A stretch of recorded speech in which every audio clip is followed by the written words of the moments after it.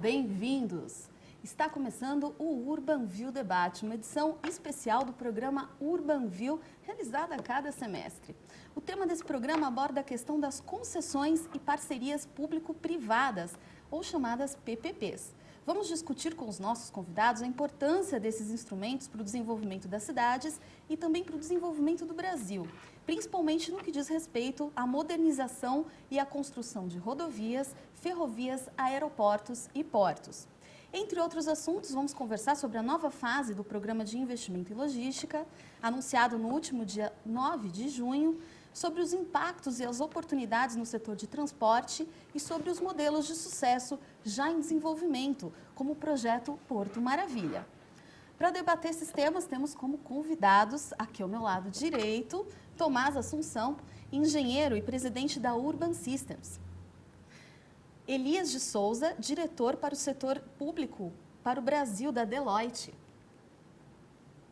Maria Eduarda Berto, diretora-geral da EBP, Estruturadora Brasileira de Projetos.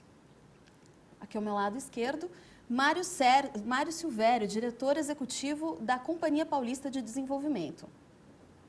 E também Paulo Dantas, sócio da Demarest Advogados e especialista em Direito Administrativo, Concessões e PPPs. Lembrando que você pode participar ao vivo, encaminhando suas questões para a gente pelo e-mail urbanview@urbansystems.com.br. Eu estou aguardando a sua participação. Bom, para a gente começar o nosso debate, eu gostaria muito de falar sobre a questão de concessões e PPPs, que está sendo muito difundido o fato deles serem um novo mecanismo para o desenvolvimento de cidades e de grandes projetos de infraestrutura. Paulo Dantas, você pode explicar para os nossos telespectadores quais as principais diferenças entre esses dois modelos e quais as vantagens de cada um? Claro. Boa tarde a todos. A questão das PPPs e concessão, a concessão ela é derivada de uma lei desde 95, é a 8987. Ela já aqui no nosso ordenamento jurídico não é exatamente uma novidade. A gente tem as concessões já quase há mais de um século, começando lá com as ferrovias bem lá atrás.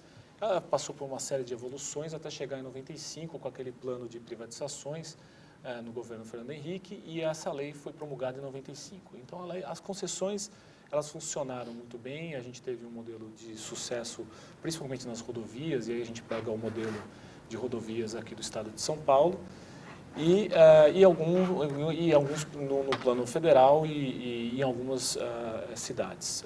Basicamente, a lei de concessões ela foi utilizada muito naquilo que a gente chama de projetos brownfield, em que você já tem a infraestrutura, você explora a infraestrutura já existente. Com o passar dos anos, verificou-se que simplesmente a concessão ela não seria suficiente para atender toda a demanda que se percebeu em projetos de infraestrutura. Emprestando aí um conceito que veio da Inglaterra, foi promulgada em 2004 a lei de PPP, que são as parcerias público-privadas. E as parcerias público-privadas, é até importante a gente falar disso, nada mais é do que mais duas modalidades de concessão. Elas são concessão também, só que você tem duas modalidades diferentes que na lei 8987 não existiam. A lei de PPP trouxe a modalidade de concessão administrativa e da concessão patrocinada. O que diferencia uma da outra? A concessão administrativa, ela existe quando toda a contraprestação é feita pelo poder público. Já a patrocinada há uma combinação entre o pagamento do usuário final, geralmente via tarifa, e a contraprestação do poder público. E aí, essa é a grande diferença da concessão que a gente hoje chama de tradicional, da 8987, porque na 8987 a remuneração é toda feita pelo usuário final. Ou seja, aí a gente vê o modelo tradicional de rodovia, que é o pagamento dos pedágios, né? Então, ali o seu risco é calculado de acordo com a demanda daquela rodovia, e aí é calculado, os projetos serão feitos muito com base nessa realidade. Com a PPP já muda muito, são projetos muito mais complexos em que você tem uma combinação aí de fatores da contraprestação do poder público e, no caso, quando é patrocinada, você tem também as tarifas. Então, isso muda um pouco a dinâmica dos projetos e isso já tem um histórico aí de 10 anos no nosso ordenamento jurídico. Muito bem. Maria Eduarda, você como diretora-geral da EBP, como é que vê essas diferenças? As concessões comuns são... o concessionário arrecada a tarifa, né? Ou seja, não precisa de uma garantia do setor público, né? A garantia é necessária quando existe uma PPP patrocinada e que existe uma contraprestação vinda do poder público, né? Então, quer dizer, hoje, em termos de viabilidade e financiabilidade, as concessões são melhor vistas do que as PPPs, em que tem que se fazer uma análise de risco do governo, uma análise de liquidez das garantias, dos mecanismos de garantias, enfim. Então, o governo interfere muito nisso, dentro dessa construção do modelo? Ou é muito mais para a iniciativa privada ficar e apresentar o modelo e o governo analisa o modelo apresentado pela iniciativa privada? Ou o governo estabelece regras e a iniciativa privada tem que se adequar a essas regras? Eu acho que o que direciona para ser uma concessão comum ou administrativa ou patrocinada é o estudo de viabilidade. Então, o que é o estudo de viabilidade?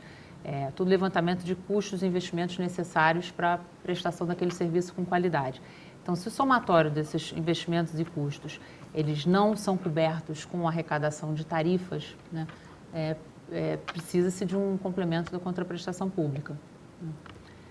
Daí, então, acho que o estudo de viabilidade é que direciona para uma concessão ou para uma PPP. Agora, tem o misto disso, né? Concessões patrocinadas de metrô, por exemplo, existe a arrecadação da tarifa e existe também necessidade de contraprestação pública e mais de um aporte público, né? Eu acho que o importante a gente ressaltar uma vantagem da PPP e das concessões é porque a gente vê muito com o lado negativo a PPP, mas ela tem uma contribuição muito forte para o governo e para a sociedade. A gente, quando está vendo aí, historicamente, a capacidade financeira do Estado, ele vem reduzindo drasticamente. Ele não tem capacidade, ao longo dos anos, para atender o quê? A expectativa da sociedade, que vem crescendo, também é avassaladora. Quer dizer, vem exigindo cada vez mais serviços, mais bens. Quer dizer, e esses serviços têm que ser de qualidade, têm que ser eficientes, têm que ser efetivos. Quer dizer, como é que eu tampo essa lacuna, ou eu preencho essa lacuna?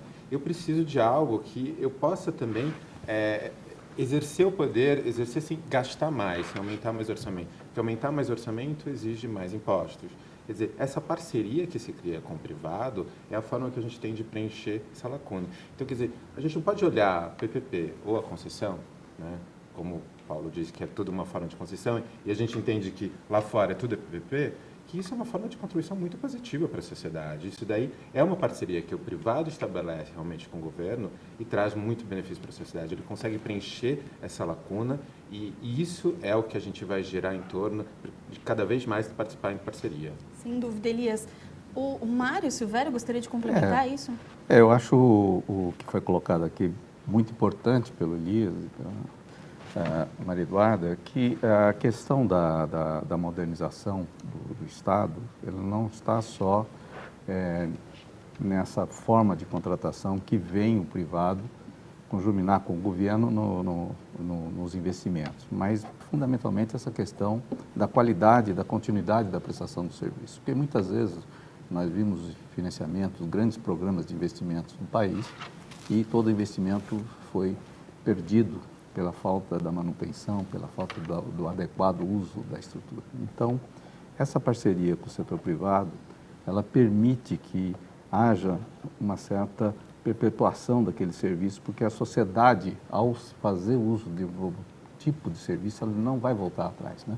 Então, eu me recordo que, há uns tempos atrás, há uma década e meia, houve uma revolta aí de utilização por parte dos caminhoneiros, a questão do pedágio, e se fez uma enquete onde se perguntava para tirar os serviços para não fazer os reajustes ou dar um reajuste menor. Embora seja uma parte ínfima de usuários que utilizem o serviço de socorro mecânico, socorro médico, eles em quase 90% negaram a retirada dos serviços. O que mostra que a sociedade não quer voltar aquele serviço que era prestado anteriormente. Aqueles que são da minha idade sabem que a Dutra, a gente sabia a hora que entrava, não sabia a hora que saía. Eu era pequeno nessa época. Exatamente. Mas uma coisa que eu complementaria na questão da modalidade da contratação é que o esforço que se fez nas concessões, estava por trás das concessões, né, chamadas as concessões tradicionais, era a capacidade de pagamento do usuário. Ou seja, eu vou até um limite que eu consigo estabelecer uma tarifa que caiba no bolso do usuário.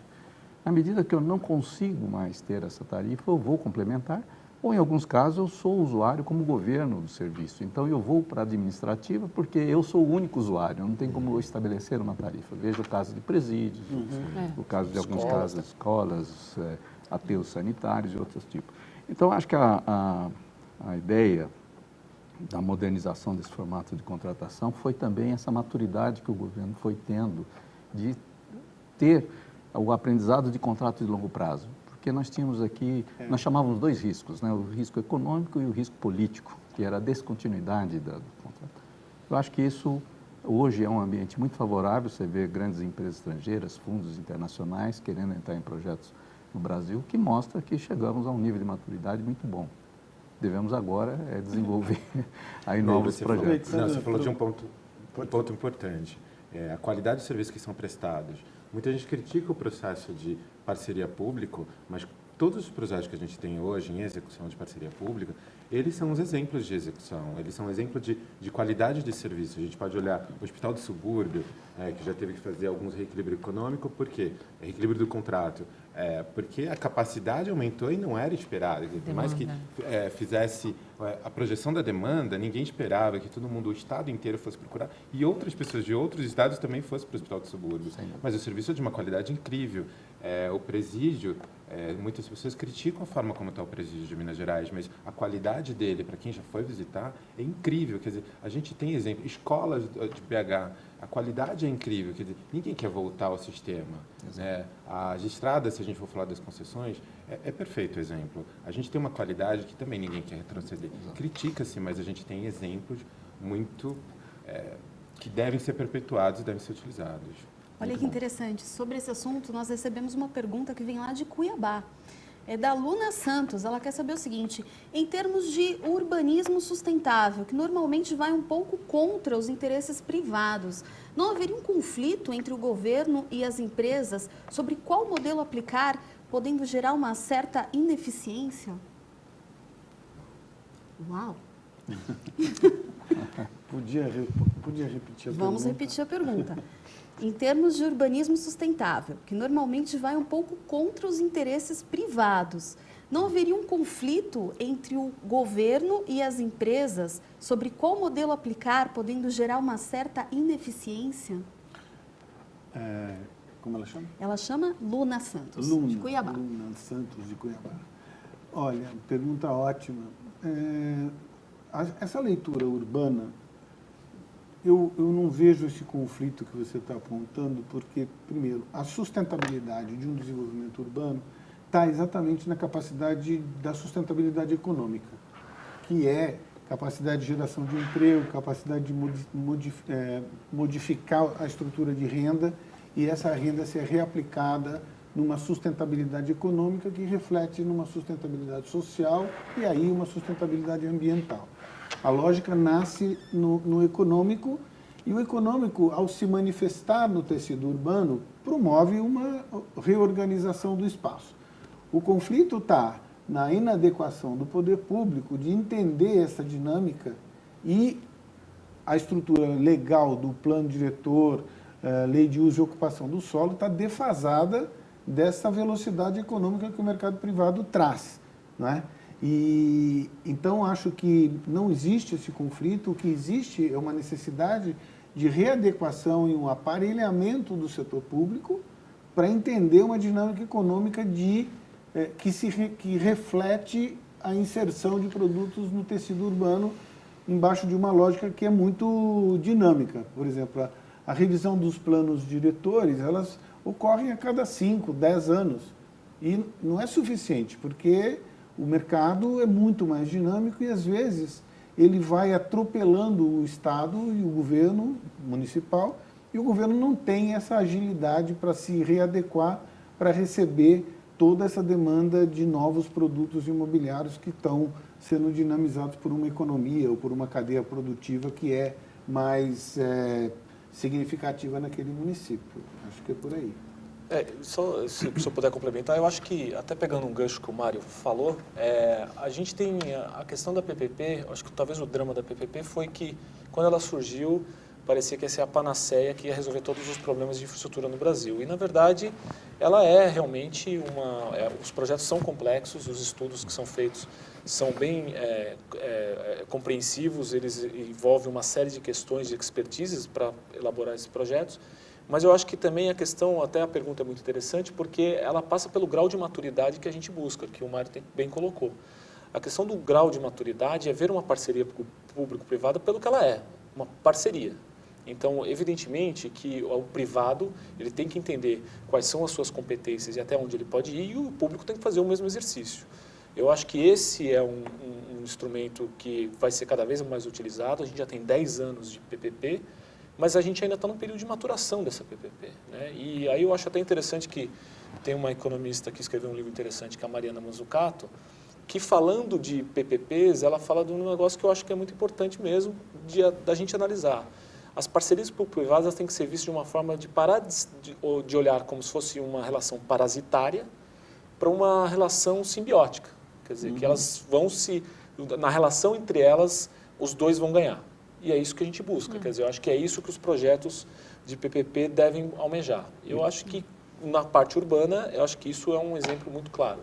Você não concorda aqui, na verdade, com a PPP, abriu-se mais diálogo entre o governo e setor privado. Claro. Quer dizer, começou a ser um diálogo para tentar entender. Então, conflitos não estão havendo, porque todo o pessoal que está envolvido da parte do governo, da administração pública, são gestores muito mais interessados, mais capacitados. E mesmo aqueles que não têm qualquer capacitação, eles estão buscando uma nova capacitação para poder ter um diálogo aberto, um diálogo que realmente possa contribuir para um projeto adequado para a sociedade. Claro. Você não acha que a legislação atravanca esse processo, porque a legislação está defasada, de você poder, a iniciativa privada, e não está muito mais o governo tentando transferir um problema, vai que ele não consegue resolver, e está tentando transferir esse problema para a iniciativa privada? Até que a iniciativa privada faça a infraestrutura, gaste esse dinheiro. Não, a legislação está sofrendo algumas mudanças, né? É que o nosso processo legislativo é um pouco mais demorado, né? Exige uma série de discussões. Pelo menos é a opinião que eu vejo sobre o arcabouço legal que a gente tem. É mais demorado. Mas a gente está vendo o processo sofrendo alterações até muito mais rápidas do que a gente já teve no passado. Né? Então, a mudança legal está tendo. Nós temos algumas transformações aí, até no processo de compra, no processo de contratação pública, que estão surgindo e estão sendo inovadores. É que a gente está num processo onde a gente está de transparência total, né? E por isso a gente enxerga tantos escândalos que a gente vê por aí. Mas é um processo que a gente está passando, como vários países que viviam com corrupção, passaram por esse processo de transparência. Olha, eu estou vendo, estou enxergando o que a gente não via no passado. E com isso a legislação dá uma travancada e parece que ela não está usufruindo. Mas esse diálogo, essa transparência abre o diálogo também com a sociedade. E a gente procura buscar um projeto mais adequado e procura verificar quais são as arestas que não podem deixar de ser abertas. Se puder complementar, então, durante o processo de estruturação de um PPP, existe o período da consulta pública, as audiências públicas, em que o mercado privado e a sociedade civil é ouvido. Então, esse conflito eu acho que sempre existe na fase de estruturação entre o público e o privado, né? Dentro do governo e entre as diferentes partes da sociedade.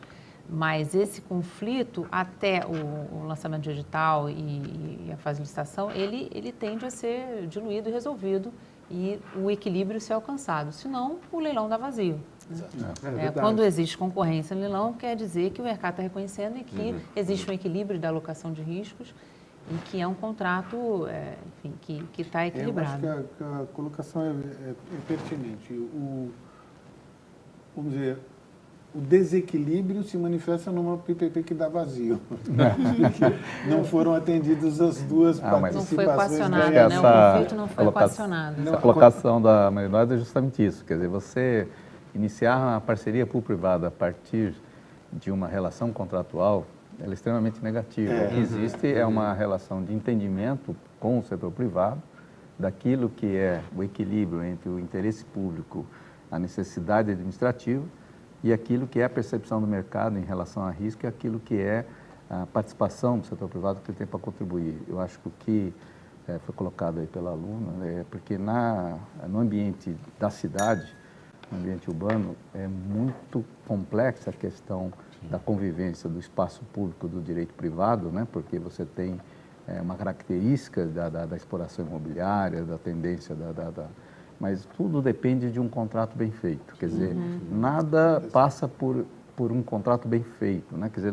na própria definição da legislação que se colocou, a gente tem visto que os planos diretores municipais, eles sofrem continuamente aperfeiçoamentos. E esses aperfeiçoamentos faz com que a próprio legislador, quando ele aprova um plano diretor, ele está submetido às pressões imobiliárias, está submetido a uma série de pressões, mas ele tem a visão da cidade como um todo. Quando você faz um contrato de concessão urbana ou de PPP, o que for, você tem que trazer essa flexibilidade que a própria administrador tem. Quando ele passa de um plano para um outro, ele foi atrás daquilo que a sociedade está pedindo. Você não pode ficar refém ao contrato. Daí que hoje há regras para você ajustar esses contratos de longo prazo. Sem o que você não poderia, você ficaria preso numa camisa de força, num contrato rígido, sem perceber que a sociedade está pedindo inovações, modernizações. Né? A dificuldade é acompanhar essa dinâmica. Mas esta eu acho que é o aprendizado que acho que todo o conjunto, seja parte legal, parte técnica, vai evoluir. E a gente vê, desculpa, só complementar, na parte de legislação, a PPP ela tem 10 anos, né, a lei de PPP. E você vê, a gente percebeu que ela, com o diálogo com a sociedade, algumas alterações importantes foram implementadas, né? Por exemplo, a questão do aporte público na fase de investimento, porque isso era um dos problemas que os projetos enfrentavam, porque você só consegue ter a contabilização do poder público a partir do momento que o serviço é disponível. Isso gerava um período grande de investimento sem nenhum tipo de aporte. Possibilidade de receita. E isso foi um diálogo que foi introduzido na lei. Hoje está na lei a possibilidade de aporte. Para viabilizar os projetos de mobilidade urbana, Exatamente. basicamente, que são muito caros. Né? Exatamente. Exatamente. Outro que também, acho que outra evolução percebeu-se aí para o lado público, que os municípios, principalmente, pelo nível de endividamento que existia na lei, eles quase que inviabilizava os municípios fazerem as PPPs. E o que aconteceu foi aumentar esse nível para que isso fosse viabilizado. Quer dizer, o diálogo que a gente percebeu durante esses 10 anos ocorreu. E algumas alterações foram introduzidas. Eu acho que isso é interessante, é um ponto positivo da lei. Mas só ressaltando de novo o que a Maria Eduarda falou, e ela falou com muita propriedade, porque eu acabei esquecendo. Na verdade, a gente está falando que o privado e o governo estão abrindo diálogo. Na verdade, não, tem um terceiro aí, a sociedade também participa. Então, esse momento de consulta pública, audiência pública, não é restrito ao setor privado, ao investidor. Toda a população pode trazer contribuições. E outra medida inovadora foi o próprio processo de manifestação de interesse. Sim. Quer dizer, o governo está se colocando numa posição onde, sociedade, o que eu preciso fazer também? Porque, de repente, eu estou com venda nos olhos e estou muito preocupado com o transporte de massa e não estou vendo outros projetos que poderiam ser feitos na cidade. E o processo de manifestação de interesse trouxe isso, novos projetos. Muito bem. Tem só um ponto final de aperfeiçoamento da lei. Eu acho que, por exemplo, o percentual de comprometimento da receita corrente líquida hoje está limitado. Sim. Né? E a gente vê que alguns estados, por exemplo, Bahia, Minas Gerais, que já fizeram algumas PPPs, precisariam aumentar esse limite para fazer novos projetos de grande porte. Então, isso talvez tenha que ser revisto. Né? Claro. Esse ponto é um ponto importante. Até acho que nós corremos atrás do rabo, né? Porque nós tínhamos 1%, fomos para 3%, estamos 5%, não estamos contentes com os 5%. Isso tudo é fruto da Lei Complementar 101, que é a Lei de Responsabilidade Fiscal, mas que, na verdade, a PPP, muitas delas, não trazem comprometimentos novos. Né? Por exemplo, você pegar as PPPs de iluminação pública, por trás delas existem as contribuições, seja CIP ou COSIP. Se você pegar a PPP na área de saúde, na área de educação, existe já um comprometimento necessário, um percentual sobre as receitas do governo.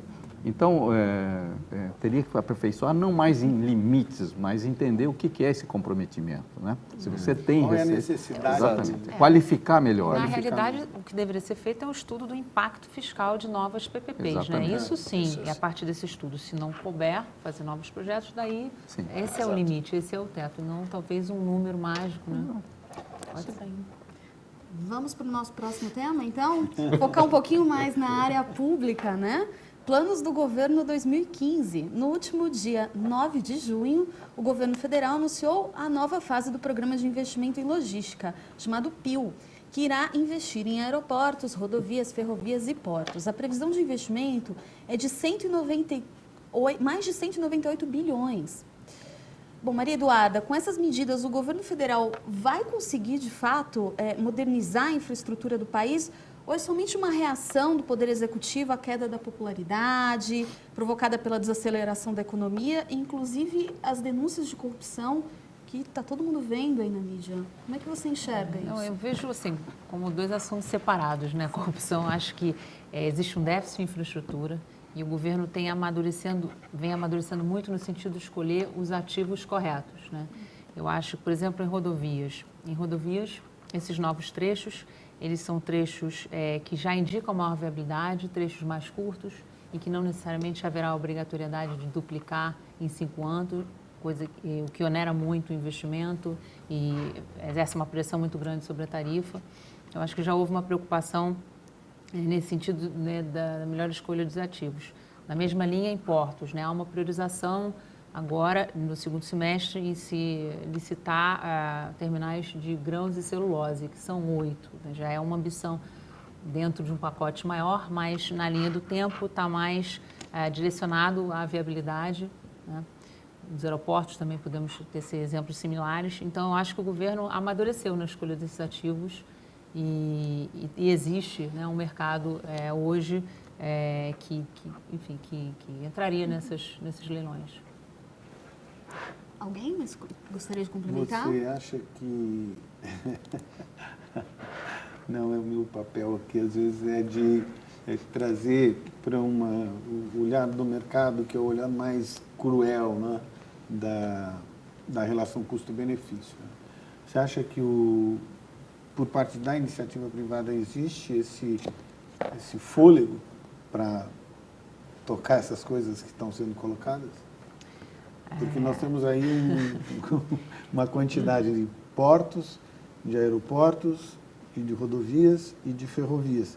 Não estou nem falando da ferrovia bioceânica. Essa eu acho que já nasceu, todo mundo já matou antes de nascer. Né? Mas eu acho que, às vezes, essa lucidez que você está falando de escolha de ativos traz para a iniciativa privada coisas que são factíveis à luz da demanda existente e à luz da capacidade financeira dessa demanda pagar essa conta.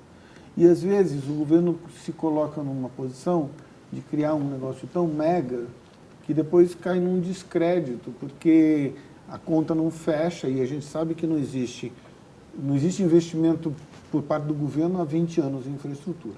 Querer recuperar 20 anos de ausência de investimento de governo na infraestrutura em operações de privatização ou de concessão, seja lá como for, onerar de tal ordem o privado numa escala que ele não tem fôlego para isso. Né?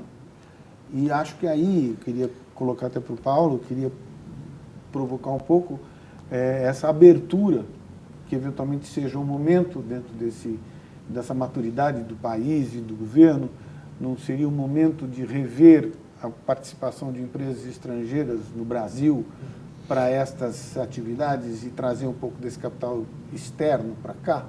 Né? Eu acredito que sim, eu acho que o momento é totalmente propício para isso. A nossa legislação já permite a participação de empresas estrangeiras, não é nenhuma novidade. A questão era mais ou menos o cenário e o mercado que às vezes era mais difícil de penetrar. Agora, realmente, há um momento que as empresas estrangeiras podem agora realmente analisar, e eu acho que a escolha dos ativos, como bem disse a Maria Eduarda, é uma escolha interessante e que chama atenção. Alguns dos projetos ainda não estão detalhados, né? Eles precisam, os aeroportos, por exemplo, eles vão ser objeto de uma PMI, né? Então, aí eu acho que aí vai permitir que a própria iniciativa privada contribua de uma forma decisiva para que esses projetos fiquem de pé e tenha realmente um leilão de sucesso. E em outros casos, os ativos foram bem escolhidos. Eu acho que aí é uma questão realmente de eventualmente, no detalhamento desse projeto, melhorar fazer com que algum desses projetos sejam... Eu acho que o que realmente se discute nas primeiras é a questão da, por exemplo, taxa de retorno. Como é que isso vai ser colocado para realmente aí fazer um chamariz interessante para essas empresas estrangeiras. Mas eu acho que o cenário hoje já é interessante para essas empresas.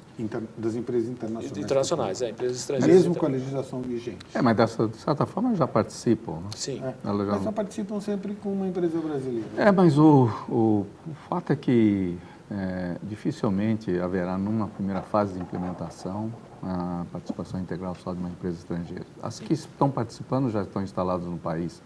Eu acho que concordo com a Maria Eduarda, Paulo, quer dizer, foram escolhidos os melhores ativos.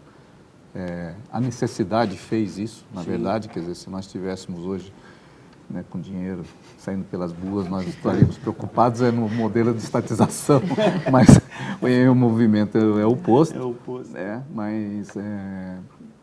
E acho que volta a falar da maturidade e da percepção que tem o mercado, talvez não mais com relação à questão do ambiente jurídico, do ambiente político, mas também na questão econômica. Eu acho que esse soluço nosso, eu vejo as empresas que bidaram agora recentemente as rodovias, elas estão com tráfego 15% a menos. Então, quando você ajusta numa TIR muito baixa, não é um problema de rentabilidade, o problema é do ajuste nessa volatilidade da demanda, função da economia. Então, muitas vezes eu falo, não, mas o custo do dinheiro está tanto, mas o problema não é o custo do dinheiro, né? O problema é que o custo do dinheiro eu pego a taxa fixa, a minha demanda não é fixa. Então, a flutuação da demanda em função desse variação econômica e isso impacta na taxa interna de isso hoje, na questão da logística, foi que está pegando mais, né? Então, acho que a gente tem que pensar bem nesses pontos. Né? Mas, Mário, eu acho que a gente está fazendo, de novo, colocando venda nos olhos para outras pessoas, outras empresas internacionais que estão interessadas em ver. A princípio, a gente pensaria, eles não vão entrar sozinhos nesse mercado brasileiro, né? Nessa situação que a gente está tendo no soluço. Mas se a gente está abrindo para o mercado internacional, empresas estrangeiras estão querendo vir, e a gente olhar talvez o mercado asiático específico, eles não gostam muito de se associar com empresas nacionais, não estou falando do Brasil, mas em qualquer país que eles vão investir, eles gostam de entrar sozinho. Então, talvez, acho que as restrições que a gente tem imposto em alguns editais, talvez deveriam ser revistas, né? Até para que permitam que elas, sozinhas, não estou falando que isso está tendo, mas já existiu no passado em algumas licitações. Então, se a gente vai abrir para o mercado e tem esse potencial asiático, a gente deveria dar uma olhada com essas restrições e falar, não, estamos abrindo porta e há a opção deles entrarem 100% sozinhos. Nós, inclusive, temos uma imagem aí que mostra um pouquinho da divisão desses modais, dos valores, né, dentro desses modais. Eu vou pedir para o pessoal da Switcher colocar e aí para a gente comentar um pouquinho. Olha lá, investimentos em infraestrutura. Previsão por tipo de investimento para os próximos anos em bilhões. Aí a gente vê a maior parte realmente voltada para a área de ferrovias, é isso? E rodovias também, com 86,4%. Muito bem. Bom, para essa nova... Vocês gostariam de comentar esses gráficos de alguma forma? O peso está exatamente no descasamento de 20 anos de ausência de investimento na parte de infraestrutura mais pesada mesmo, que é portos, rodovias e ferrovias. Tem um dado positivo, que ferrovias são novas, né? Greenfield, E isso que eu as ia estradas dizer. são reconstruções. A diferença entre o Greenfield e o Brownfield. Certamente é tudo que nós perdemos nesse tempo todo, só reconstruir o que nós fizemos. Né? Bom, e para essa nova fase do programa, o governo fez mudanças para atrair os investidores e reduzir as chances de novas frustrações. Entre elas está a possibilidade de concessão por meio de outorga, em que vence quem paga ao governo o maior bônus pelo direito de explorar um determinado serviço. Elias, o que você acha dessa opção? Foi correta a inclusão dessa medida? O que ela difere do modelo anterior? Não sei se Posso eu quero- responder? Porque eu acho que essa mudança está direcionada para Portos. né, em que não Exatamente. havia esse critério de julgamento. Inclusive, na noite anterior do anúncio, houve a publicação do decreto em que incluía, dentro do decreto de exploração portuária, esse critério de julgamento, né, o maior valor da outorga. Antes estava sendo usado menor tarifa ou maior volume de movimentação. Nós achamos positivo no sentido de que tem algumas cadeias produtivas em que o processo licitatório se torna mais otimizado se permite esse tipo de critério de julgamento, né? Não estou entrando no mérito de aumentar o valor que o governo vai arrecadar, mas que ele é mais próprio para algumas cadeias verticalizadas, por exemplo, mais apropriado o modelo, e que corrige distorções que possam haver no contrato ao longo do contrato, né? Se você põe menor tarifa ou maior volume de movimentação, simplesmente não se captura no leilão o valor que o licitante está vendo. Acho que é mais adequado nesse sentido. Então, estou olhando mais para o viés da adequação regulatória do que a adequação econômica de captura de valor. Para os outros ativos, para aeroportos, por exemplo? Que já existe. Aeroportos já outorga, né? Mas não foi definido nesse plano, né? Assim, Não, como porque está nos em anteriores aberto, não, mas né? os anteriores foram por valor de outorga, né? Os anteriores foram valor de outorga? Sim. O que cria a distorção é preço público gerado por licitante, né? Quer dizer, então você pega uma rodovia, o sujeito não entende porque num caso ele anda e paga metade do outro, porque houve uma maior e menor disputa no leilão. E isso cria uma distorção de captação pelo governo, na medida que ele esgota toda a capacidade de geração de caixa daquele, mesmo que tivesse um preço razoável por quilômetro a ser cobrado, e que ele pudesse criar uma cesta de receita que isso gerasse novas PPPs com esses recursos. Imagina se ele, durante 30 anos, recebesse uma outorga de uma rodovia. Ele ia criar outras tantas PPPs vinculadas a esses direitos de outorga. E isso seria muito mais criativo do que simplesmente ir lá ter um desconto de 30%, 40% no valor da tarifa, no outro caso tem 20%, no outro caso, e você não criou um preço público. Criou, na verdade, uma salada de preços fruto do desempenho do mercado, vamos dizer assim, né? Momentâneo, né? Porque às vezes é tanto reequilíbrio que volta para o preço original. Então, essas situações a gente...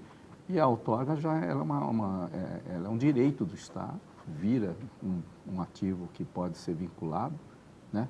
E você criaria PPPs, né, com esse ativo, né? Financiando investimentos e tudo mais, na onde você não poderia nem pensar em PPP ou nem pensar em tarifa.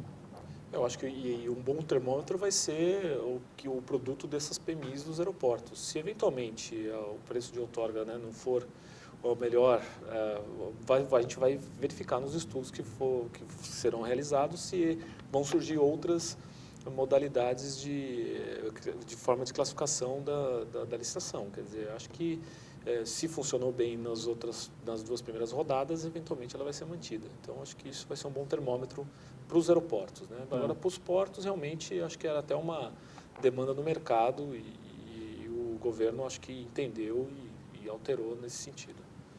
Bom, nós estamos recebendo uma série de perguntas aqui bem interessantes. Eu vou colocando aos pouquinhos durante o debate. Obrigada pela participação de vocês. Eu tenho uma pergunta vinda do Marconi Lemos, do Rio de Janeiro. Ele pergunta o seguinte: qual o impacto do novo decreto federal, decreto 8428, que regulamenta as PMIs e os PPPs? É um avanço? Resolve a limitação do uso dos PMIs pela União, estados e municípios? Olha, eu acho que é um avanço, porque ela vem substituir o decreto anterior de PMI. Acho que, aliás, até para falar da PMI, a PMI, na verdade, não é novo, né? Ela está desde 95, na Lei 8987, já existia a possibilidade de PMI, que não tinha esse nome, né? Mas já existia essa possibilidade. Com a lei de PPPs, a PMI ela foi institucionalizada e foi feito um decreto federal. A dificuldade do decreto anterior era que as PMIs tinham que partir do governo. O governo tinha que analisar um determinado mercado e ele abria a oportunidade para os estudos.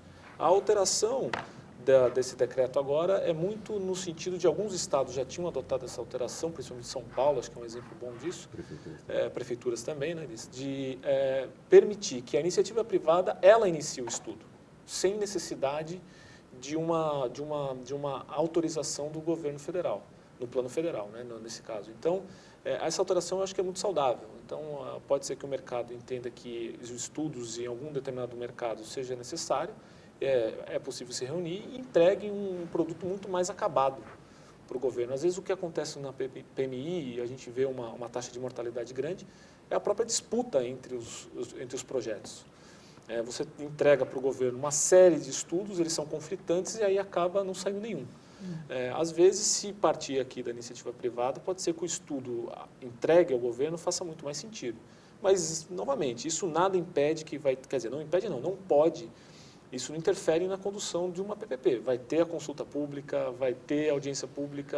É uma enfim. fase antes, né? É uma fase anterior, que antecede. Mas, Paulo, o interessante da PMI, ou que a gente possa chamar de MIP, é que ele trouxe um fato acelerador dentro do universo de PPP. Né? Antes a gente olhar lá atrás, quando ela começou, estava engatinhando e a gente estava demorando muito, porque precisava fazer uma série de contratações, até para fazer os estudos, e isso demorava. Sim. Quer dizer, com a PMI acabou se acelerando esse processo. Sim. Hoje a gente reduziu bastante o tempo de estudo e a gente está partindo para a execução.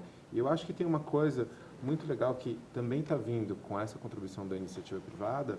O governo também está ouvindo a sociedade. No momento que ele está sentindo que aquele projeto, por mais que tenha vindo da iniciativa privada, ele não atende todos os anseios da sociedade, ou ele vai se esbarrar em alguma coisa que a sociedade não está querendo. E ele tem retirado isso do mercado. Então, existem algumas inovações e algumas contribuições positivas. Bom, e vamos para o nosso terceiro tema, então, que é aeroportos. Já temos algumas concessões funcionando em importantes terminais brasileiros, como o Aeroporto Internacional de Brasília, Viracopos, em Campinas, Guarulhos, o maior do país, e ainda em Galeão, Rio de Janeiro, e Confins, em Belo Horizonte. Também foi confirmada a entrega à iniciativa privada dos aeroportos de Porto Alegre, Salvador, Fortaleza e Florianópolis. A estimativa do governo é que eles recebam, no total, 8,5 bilhões em investimentos. Os leilões estão previstos para acontecer a partir do primeiro trimestre de 2016. Tomás, você acredita que essa nova rodada de concessões de aeroportos, ela é correta? A iniciativa privada tem conseguido melhorar os serviços e modernizar os terminais aeroportuários? Sem dúvida. Eu acho que ela é super correta, super pertinente. Nós tínhamos uma concentração aqui nos aeroportos do Sul, com exceção de Brasília, do Centro-Oeste, e era necessário um olhar lá para o Norte e um olhar para o Sul. Então, acho que é extremamente correto. Acho que a iniciativa privada também já estava esperando essa chegada desses aeroportos aí para entrar no mercado. Salvador já era esperado, Fortaleza era esperado, e Porto Alegre, mais do que nunca, né? Então, acho que é extremamente acertado e o exemplo está aí, Brasília, Guarulhos, com aeroportos, a gente estava discutindo isso hoje, a qualidade dos terminais melhorou muito, nós estamos extremamente alinhados com o que se produz em termos de terminais modernos, adequados, com receitas acessórias, com toda uma parte de inteligência de distribuição dentro do aeroporto, parte de garagem, a parte de armazenagem. Então, eu acho que estamos muito bem preparados para essa segunda rodada para esses aeroportos. E comprovadamente, a entrada da iniciativa privada melhorou muito, né? Os serviços anteriores desses aeroportos que estão aí, vamos dizer, privatizados. E a aviação regional? A gente tem informação aqui que vai ser feita outorga de 7 aeroportos regionais, em Araras, Jundiaí, Bragança Paulista, Itanhaém, Ubatuba e Campinas. Todos em São Paulo, além de Caldas Novas, que é um polo turístico localizado em Goiás. Nestes terminais, o investimento previsto é de 78 milhões. Tivemos também em dezembro do ano passado o primeiro a ser administrado por PPP em Minas Gerais, o Aeroporto Regional da Zona da Mata. O desenvolvimento da aviação regional também é importante para o crescimento econômico do Brasil. E eu queria saber a melhor forma de desenvolver e modernizar esses aeroportos regionais na visão de vocês. O Mário olhou para mim e eu olhei para o Mário. Obviamente, o Brasil é um país continental e essa capilaridade econômica que está ocorrendo, ida para o centro-oeste e ida para o interior dos estados, vai favorecer que esses aeroportos regionais tenham um outro papel, né, que não estavam sendo exercidos no passado.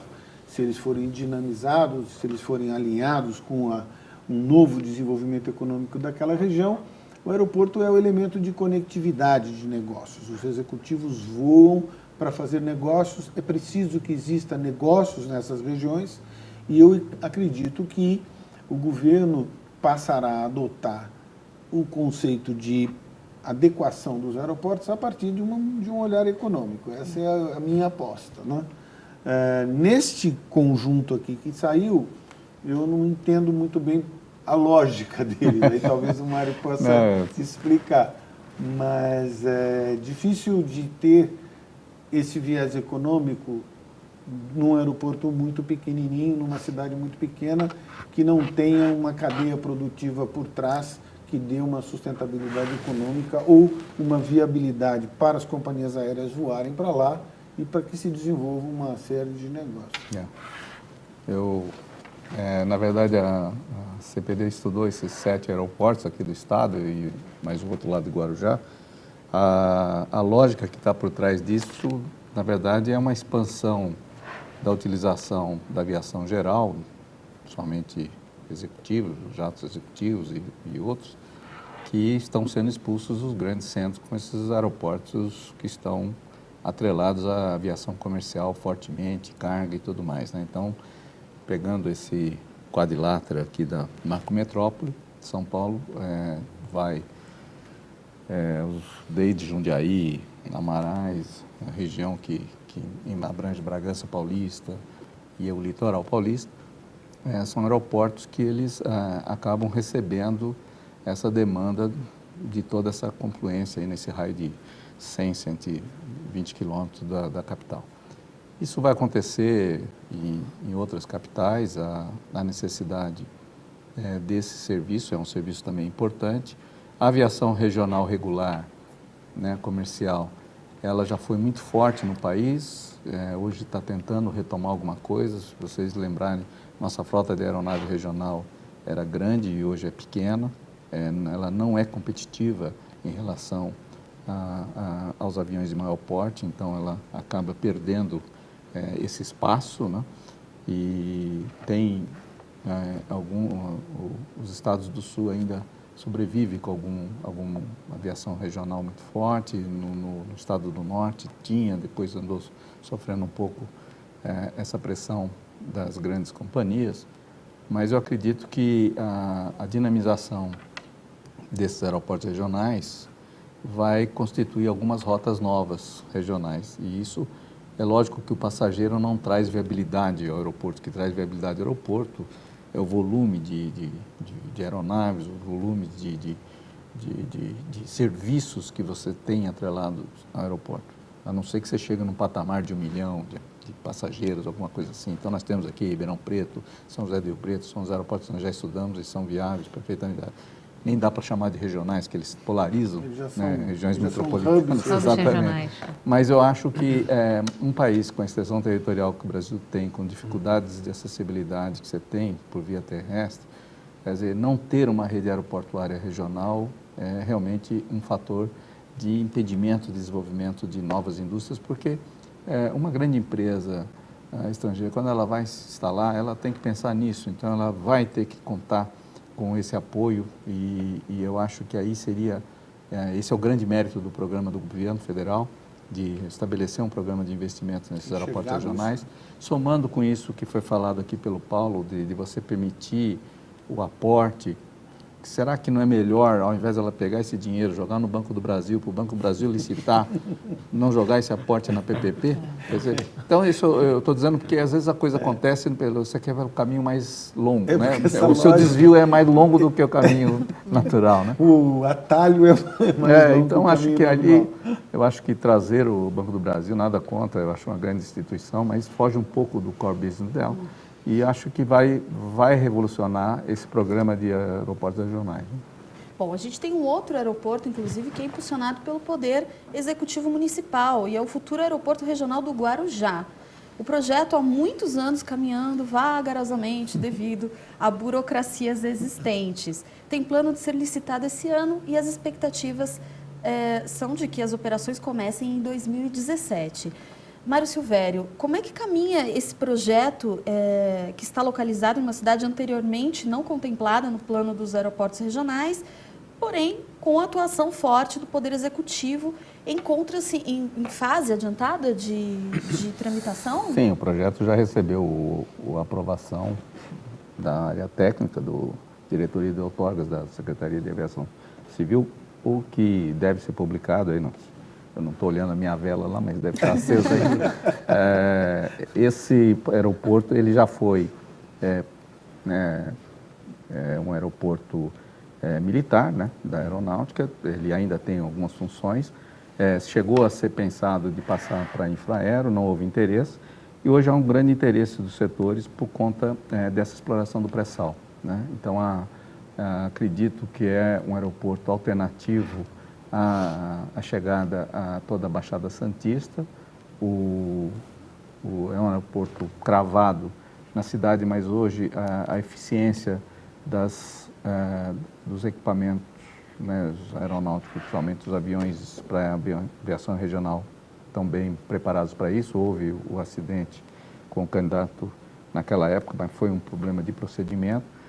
Todo o projeto ele foi calcado na ampliação de pista e na questão da sinalização, os sistemas de comunicação.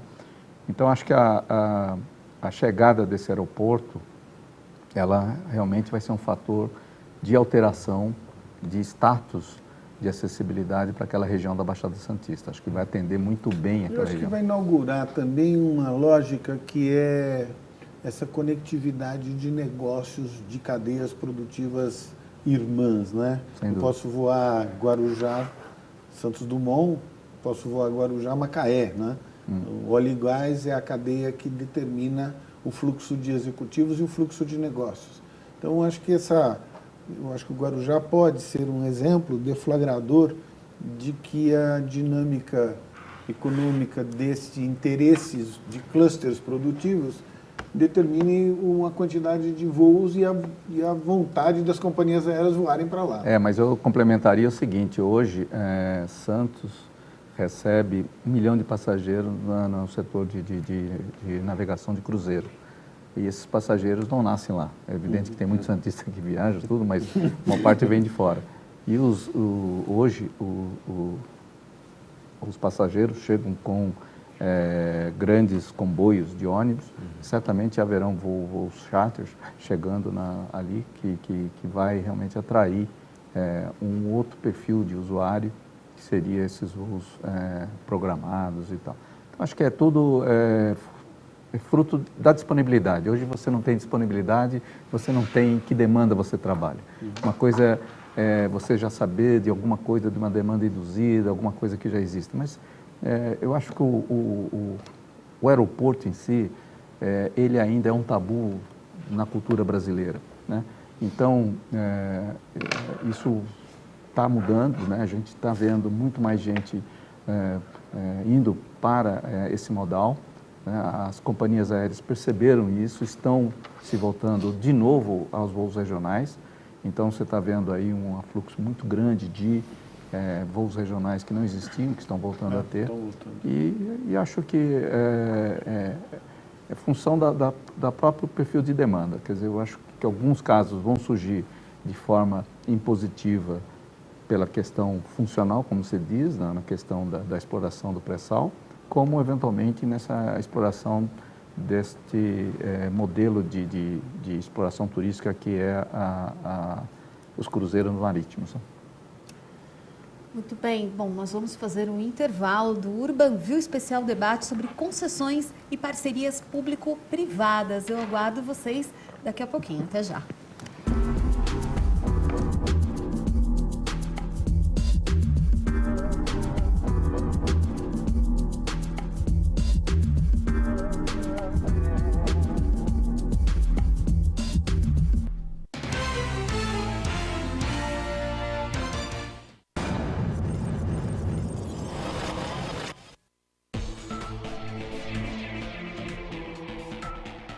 nós estamos aqui no Ateliê Oral para o lançamento de Close-Up Diamond Attraction.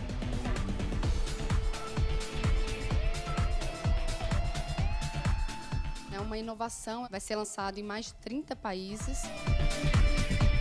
O Brasil tem o privilégio de ser o primeiro mercado a lançar essa linha de produtos.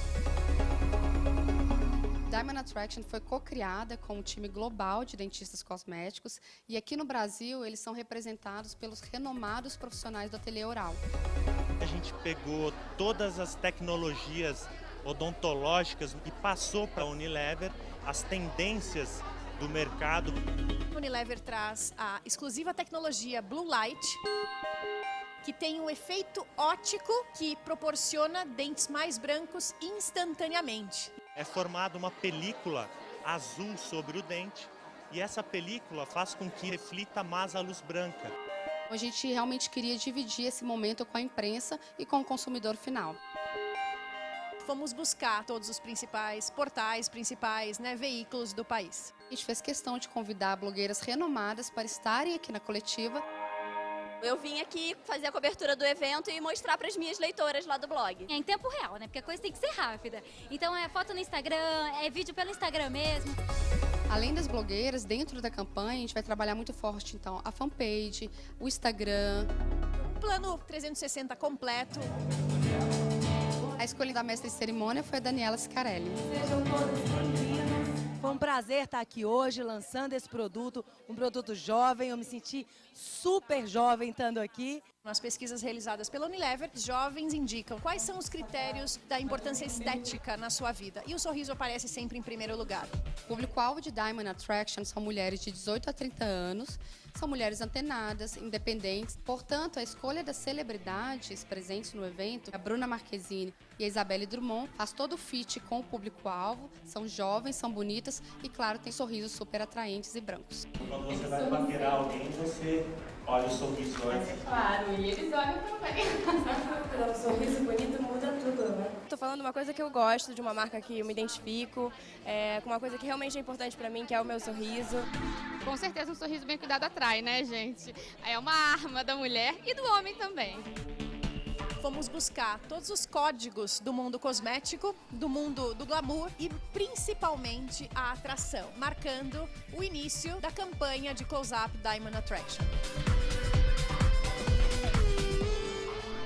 Um beijo e um sorriso. Até lá.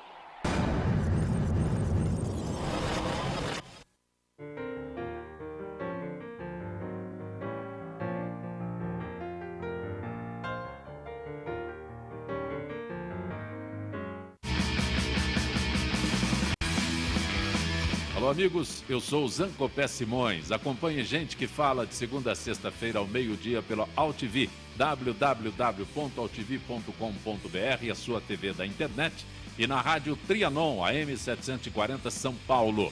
Programa Gente que Fala, com as principais manchetes do dia, informação, prestação de serviço e tudo o que acontece no Brasil e no mundo pela ótica de convidados sempre muito especiais que proporcionam a oportunidade de conhecer as várias faces da notícia. Gente que Fala, de segunda a sexta-feira, meio-dia. Espero você.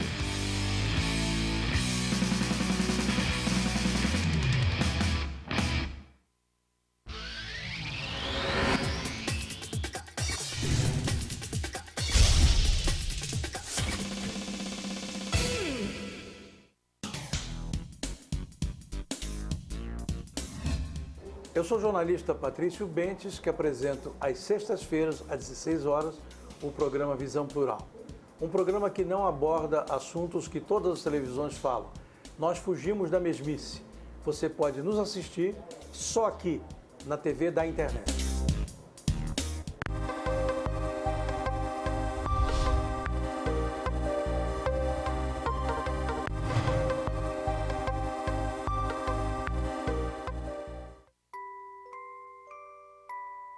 As nossas recordações são os nossos maiores tesouros. Carregamos durante toda a nossa vida. Manipular, distorcer ou implantar falsas memórias, além de ser uma violência, é crime. Somos responsáveis por esse tesouro. Não promova alienação parental.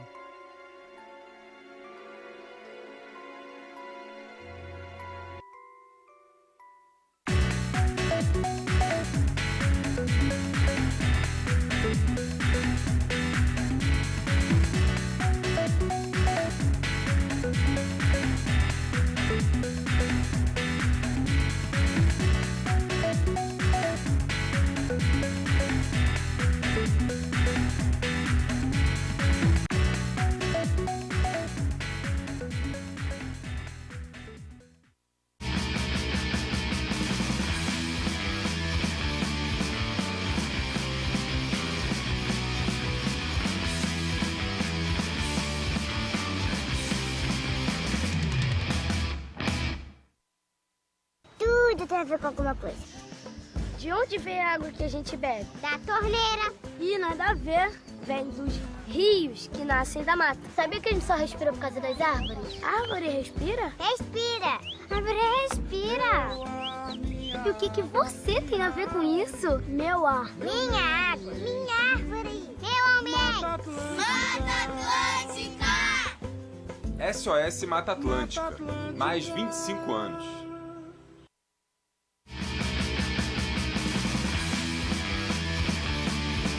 Olá, eu sou João Carlos Boldan e apresento aqui na UTV toda segunda-feira, a partir das 14 horas, o programa Saúdes, com o apoio da Quantum Bio. Falamos das medicinas ancestrais, como a acupuntura, que é a minha especialidade, mas também de medicina quântica, biorressonância, biofísica, para a qualidade de vida e saúde. Venha com a gente toda segunda, às 14 horas, aqui na UTV.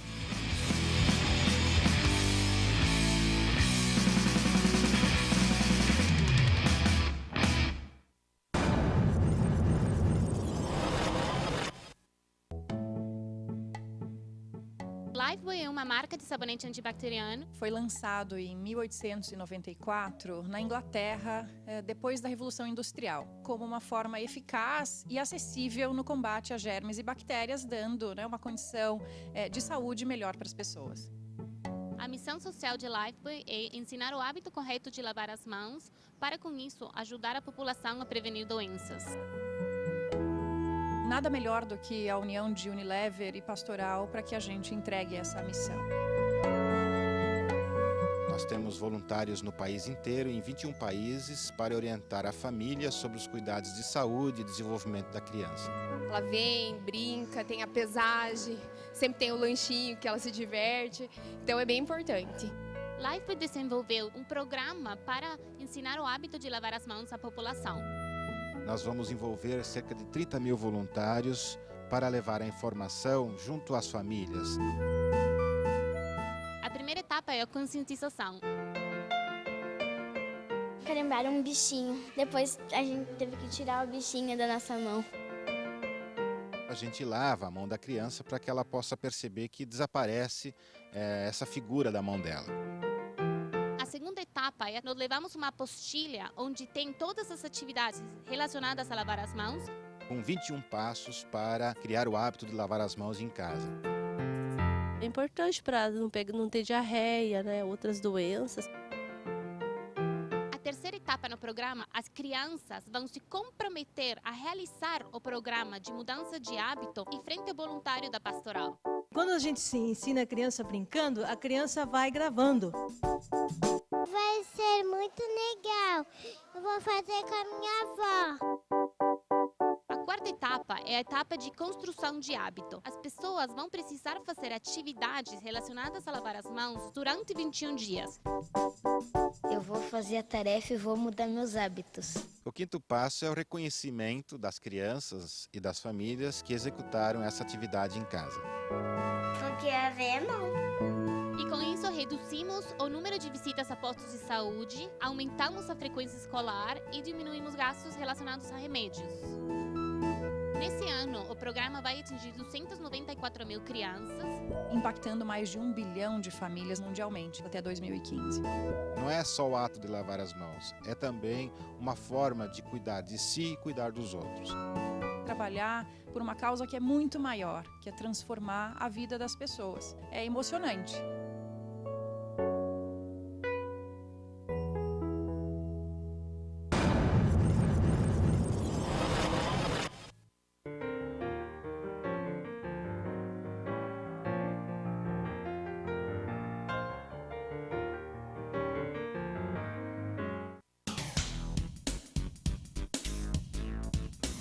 Sim, meus amigos, muito prazer, eu sou Sérgio Oliveira e estou aqui para lembrar vocês que toda segunda-feira, 9 horas da noite, eu estou aqui na TV da internet com o Futebol Alternativo TV. Sim, Série D, Série C, Copas Estaduais, as divisões de acesso, tudo aquilo que nenhum outro programa esportivo fala, tem a coragem, a capacidade de falar, nós falamos aqui na UTV. Toda segunda, 9 horas da noite, só aqui na TV da internet.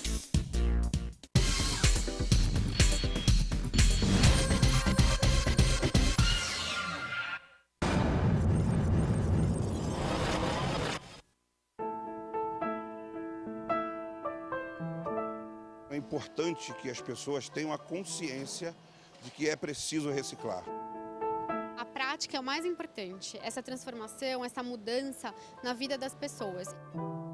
A ideia das estações de reciclagem surgiu em uma das nossas fábricas. Inicialmente, só os funcionários levavam os produtos recicláveis para as cooperativas.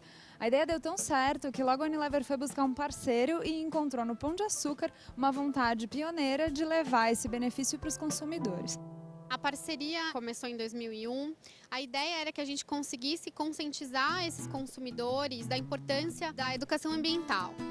Nas estações de reciclagem são coletados papel, plástico, vidro e metal. Além disso, também se coleta óleo de cozinha usado. É a melhor coisa que fizeram. Lá vou colocando e na hora que encher o saquinho eu venho aqui e trago. É o consumidor que tem que ter a consciência de que forma que ele quer descartar o seu lixo. A gente está sempre poluindo, mas é o mínimo para ajudar o nosso planeta Terra, né? Esse conteúdo coletado nos pontos de entrega voluntária são doados para as cooperativas de reciclagem. Aqui é o primeiro passo. Nós já separamos basicamente o material. E ao chegar esse material aqui na central de triagem, é um processo muito mais rápido que facilita o trabalho de todo mundo. Se ele já chega separado, a gente não tem que levar ele para a esteira. Ele chega do caminhão e a gente já separa, prensa e vai para a venda.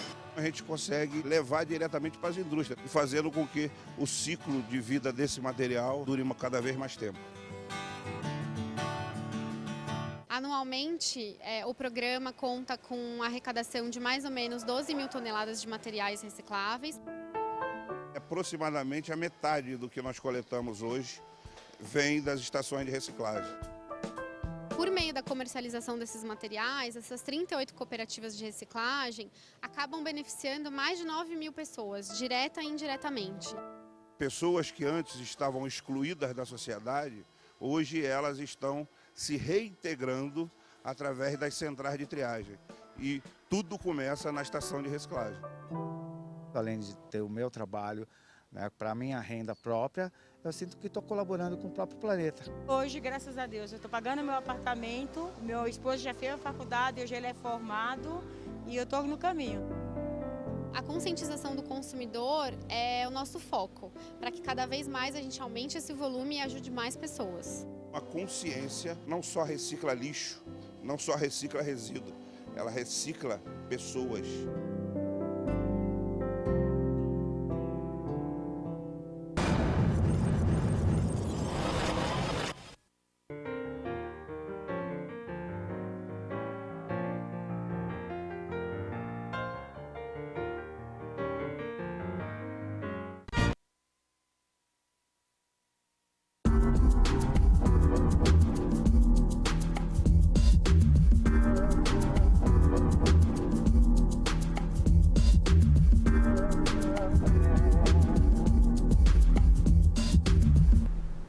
Voltamos ao vivo com o Urbanville Especial Debate sobre concessões e parceria público-privadas. Bom, nosso assunto agora, tema 4, é ferrovias e rodovias. Segundo o economista Carlos Campos, do IPEA, países emergentes como Rússia, Índia, China, Colômbia e Vietnã investem uma média anual de 3,4% do PIB em transporte.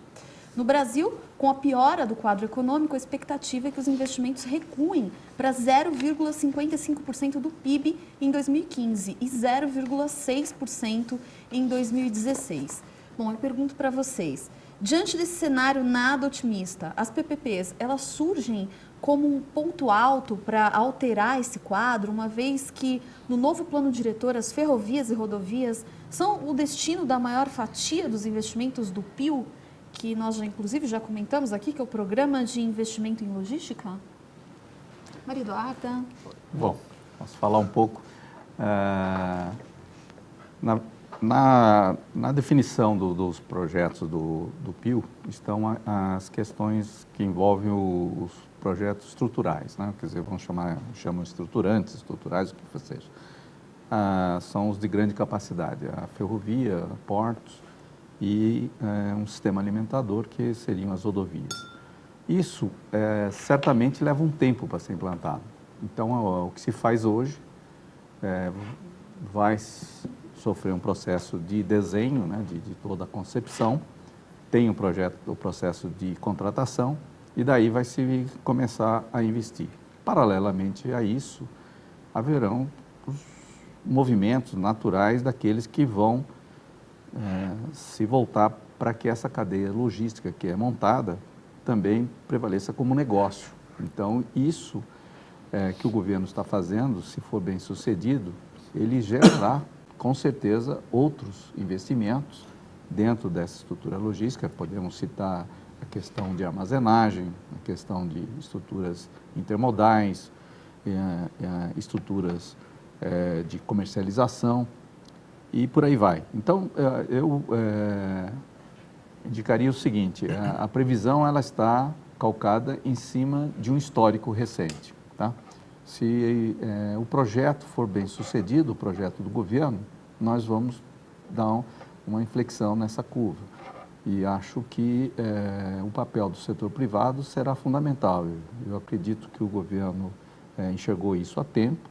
Essa medida ela surge fruto, como nós já falamos, de uma necessidade, não fazia parte de um grande plano, nós não vimos isso nos debates que se travaram na época das eleições, mas sabia-se que tinha que investir, mas ninguém dizia como, né?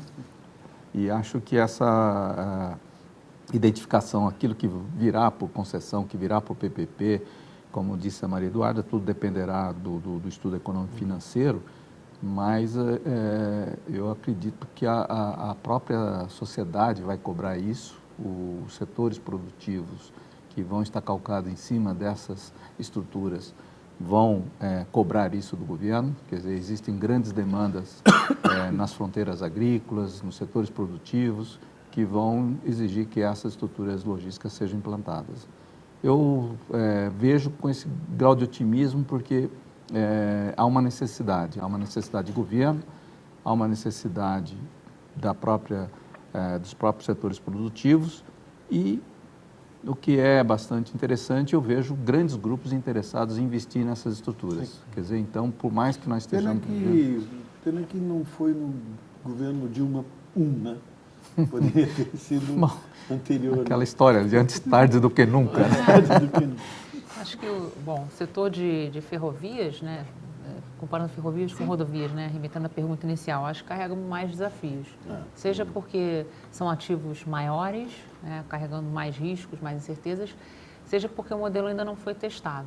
Então, hoje eu acho que não conseguimos ainda dimensionar o quanto de trabalho vai requerer para a estruturação desse projeto. Vai ser uma estruturação mais complexa, que vai exigir, acho que certa flexibilidade do governo, né, em ouvir o setor privado.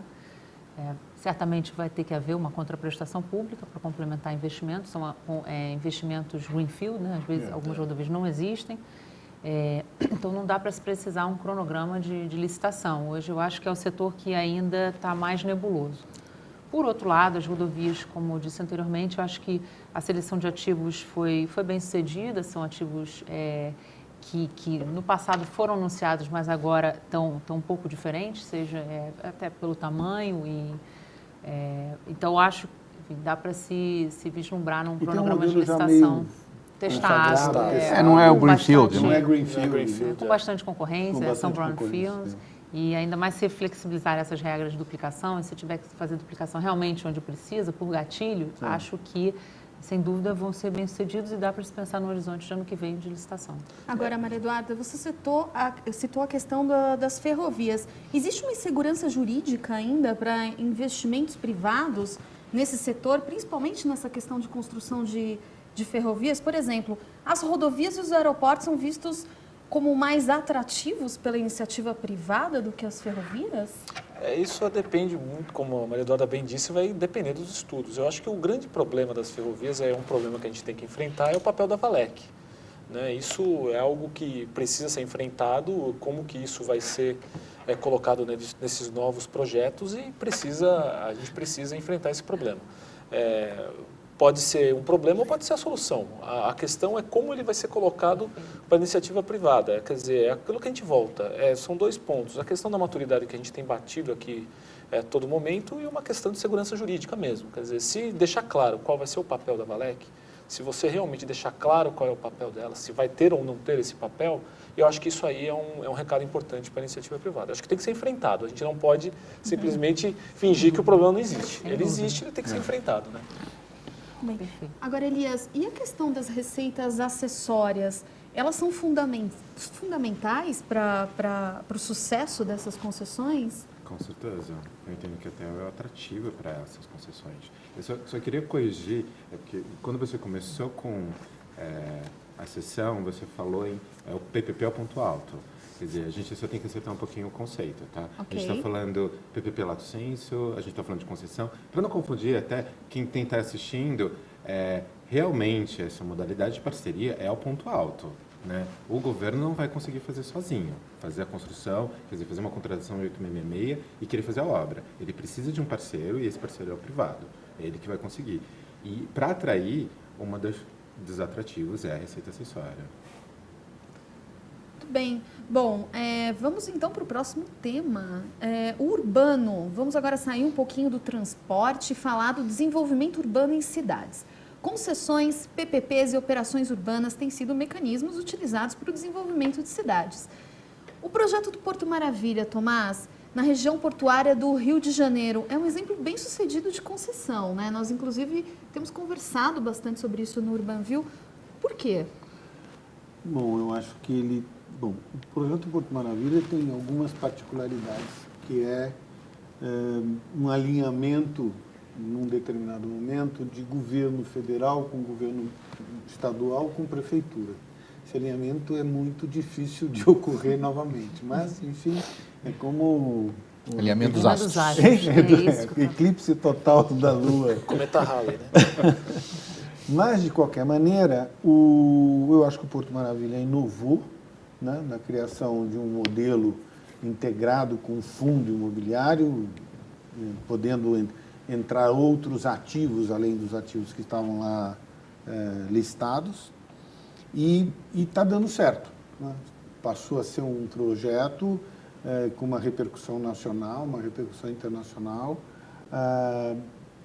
As empresas fizeram a infraestrutura, demoliram lá a perimetral, fizeram os túneis.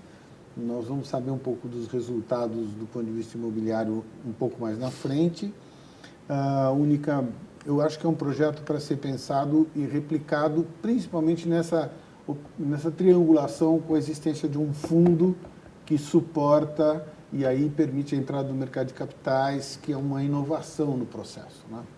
Então, o Porto Maravilha serviu de um divisor de águas, de um novo modelo, né? E ele pode ser benchmark para outros projetos e vai no Brasil, servir, sem dúvida alguma vai servir. É uma operação urbana, consorciada, PPP, fundo, juntaram um monte de coisa lá e funcionou. Eu acho que tem que acrescentar nesse cenário coisas positivas, porque você está falando do projeto, mas eu acho que é muito mais do que isso, né, Tomás?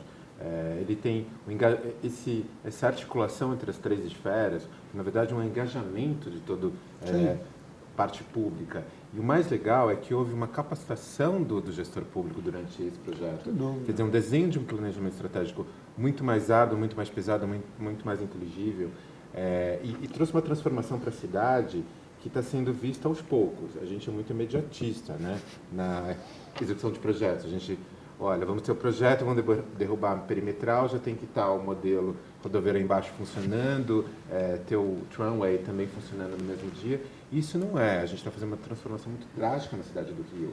Quer dizer, a população tem reclamado, e eu tenho ido constante ver esse projeto, e é engraçado que a reclamação vem caindo aos poucos, porque agora a população está começando a ver que faz sentido, né? Elias, quando a gente fez um trabalho, uma parte do trabalho lá, existia um descrédito total, porque era a quarta vez que o governo tinha anunciado, ou os governos tinham anunciado essa intervenção no centro do Rio. Então tinha um descrédito total. Nós fizemos entrevistas com todas as companhias, das cooperativas de táxis do Santos Dumont. A gente tinha 70% de negatividade, de rejeição. Sim. Imagine, na hora que quebrar a perimetral, isso aqui vai virar o caos e tal. Hoje a gente percebe que diminuiu significativamente, começam a existir sinais positivos, o Museu do Mar, o Museu do Calatrava, a própria avenida, como é que chama lá? Esqueci agora, mas a avenida do Mar lá, é a beira-mar. Está começando a visualizar o mar de quem não visualizava o mar, da Praça Mauá, né? Então, são sinais positivos, a população está ajustando, está adotando, contendo a sua ansiedade e, obviamente, vamos colher os frutos disso aí, como Londres colheu, como Barcelona colheu, e nós vamos aprender a conviver com esse... conter a ansiedade e acreditar que o governo faz um negócio alinhado com a iniciativa privada e realiza. Não, mas é que legal esse engajamento, todos os benefícios que está sendo trazido com esse projeto. O legal, você falou da derrubada da perimetral. Quando se derrubou a perimetral, que tinha muita gente contra, os arquitetos eram contra a derrubada, eles hoje revisitaram e falaram, não, vale a pena, porque eu estou vendo todo o equipamento público vindo à tona, um equipamento público que eu não tinha uma visão, que ele está, ao mesmo tempo, transformando todo o mercado imobiliário em ao redor, e trazendo investimentos para a cidade, porque se eu transformo aquela área morta, eu começo a trazer investimento, novas pessoas, e a cidade começa a ter uma nova vida. Isso é importante. É uma transformação numa cidade muito grande. Esse modelo deve ser replicado para outras cidades, que causa uma transformação e um atrativo. Quer dizer, a gente precisa olhar agora que o impacto, e aí o governo está aprendendo que o equipamento público causa impacto nos investimentos privados. Tem esse desdobramento, acho que a modelagem, eu fiquei mais encantado com a modelagem porque ela é mais viabilizadora e permite a entrada no mercado de capitais. Eu acho que esse é um avanço de você ter a possibilidade de um título de base imobiliária ajustando essa questão econômica, né?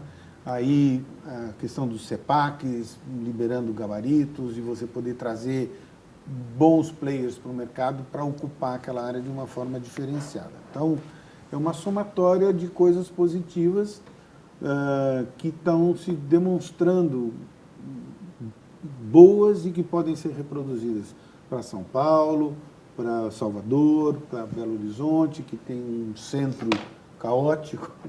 Então, e esse modelo vai ser aprimorado ainda mais, porque a própria Sedurp do Rio viu que ela pode melhorar esse modelo do fundo, junto com o CEPAC, essa coisa toda. Eu acho que a gente tem um bom exemplo aí para ser ajustado, seguido e melhorado. Muito bem. E como o Tomás disse, nós temos outros projetos com implicações urbanísticas abrangentes em São Paulo, que estão em andamento. Eles estão localizados, um em cada região da capital, e envolvem âncoras urbanas, de acordo com o prefeito Fernando Haddad. Nós temos vários exemplos aqui. Na Zona Oeste, o plano é a transferência da CEAGESP para alguma gleba próxima do Rodoanel Mário Covas. O terreno de 700 mil metros quadrados será reurbanizado pela iniciativa privada em meio a um bairro de uso misto.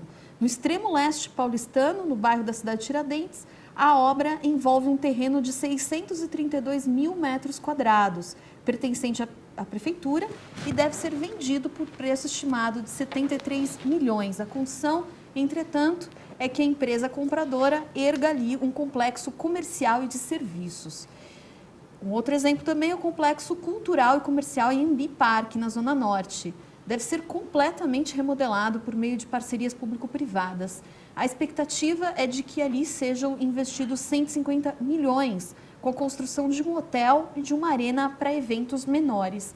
Esses projetos de concessão são a melhor forma e a forma mais eficaz de modernizar a cidade de São Paulo?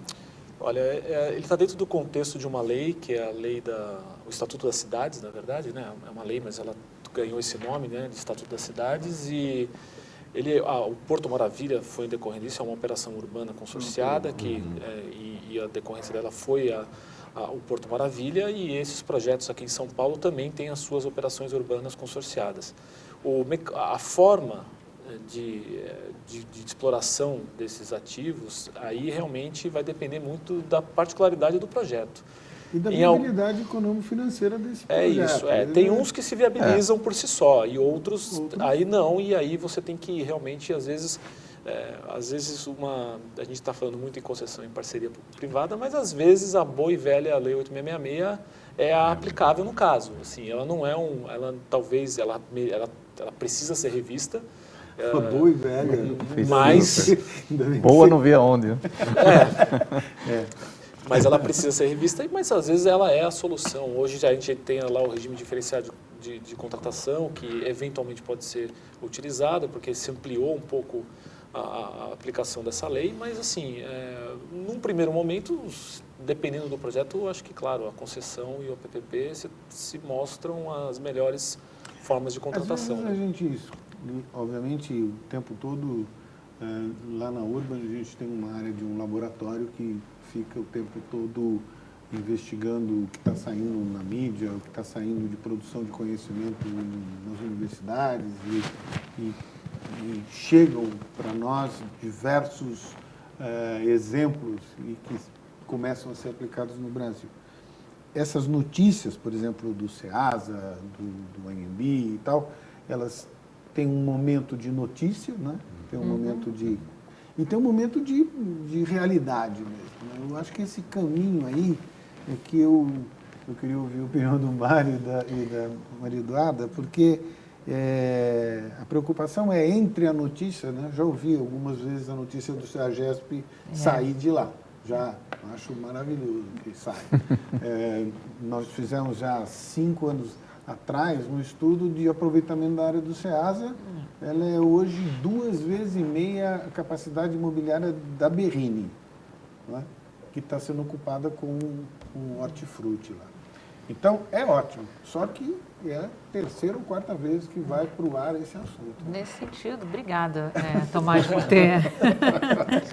Eu vou aproveitar o gancho e falar de um projeto que não foi citado, que é um projeto também de requalificação urbana, que a EBP está apoiando a Prefeitura de São Paulo há 4 anos e que está em vias de publicação digital, finalmente, que é o Circuito das Compras. Circuito de Compras. Ele tem o nome do Circuito das Compras, o que ele é? Ele é a construção de um centro popular de compras e a remoção, né, dos atuais ocupantes, né, dos camelôs do Pátio Paris para este shopping popular. E é um projeto que tem um impacto econômico, social, de requalificação urbana também. Maravilhoso. Muito complexo de estruturação. A questão do alinhamento de astros também foi importante, porque o terreno lá ali onde se vai construir o Centro Popular de Compras é um terreno da União Federal, então houve um acordo entre a União e o município de cessão desse terreno no prazo de 35 anos, que é o prazo da concessão. E estou muito feliz de realmente acredito que vai sair esse ano. Tem concorrência, tem gente interessada. Nós fizemos esse projeto? Tem 4 ou 5 anos, Tomás. Acho que sai juntos, antes do ANB. Porque já houve consulta pública, já houve o Tribunal de Contas, liberou, desde o mês passado. Na verdade, ia haver um leilão em fevereiro, mas foi suspenso pelo Tribunal de Contas, que levou esses 2, 3 meses para analisar, mas que já liberou e que vai... Isso é um projeto maravilhoso. É um projeto nessa linha e que sai. Mas você não acha que até aqui a gente acaba debatendo, mas esse projeto de São Paulo que você está se referindo é até uma melhor opção, bem que a gente está levando alguns anos, mas é a melhor opção dentro do que a gente já teve no portfólio de projetos de operações urbanas. Que se a gente olhar as anteriores, o que atrapalhava era a dimensão da operação urbana que queria se fazer, e era muito difícil. Né? O que eu acho que a gente agora está caminhando para uma coisa mais centrada. É um projeto que tem realmente atrativo, porque ele é menor, ele tem uma coisa consolidada. Quase 300 milhões de reais, ele não é tão pequeno. Não é pequeno, mas não é numa proporção como um projeto. Mas, Elias, isso aí aconteceu o inverso. As operações urbanas de São Paulo eram setorizadas. Você tinha a Operação Água Branca, Lapa Brás, Nova Luz, Taraná.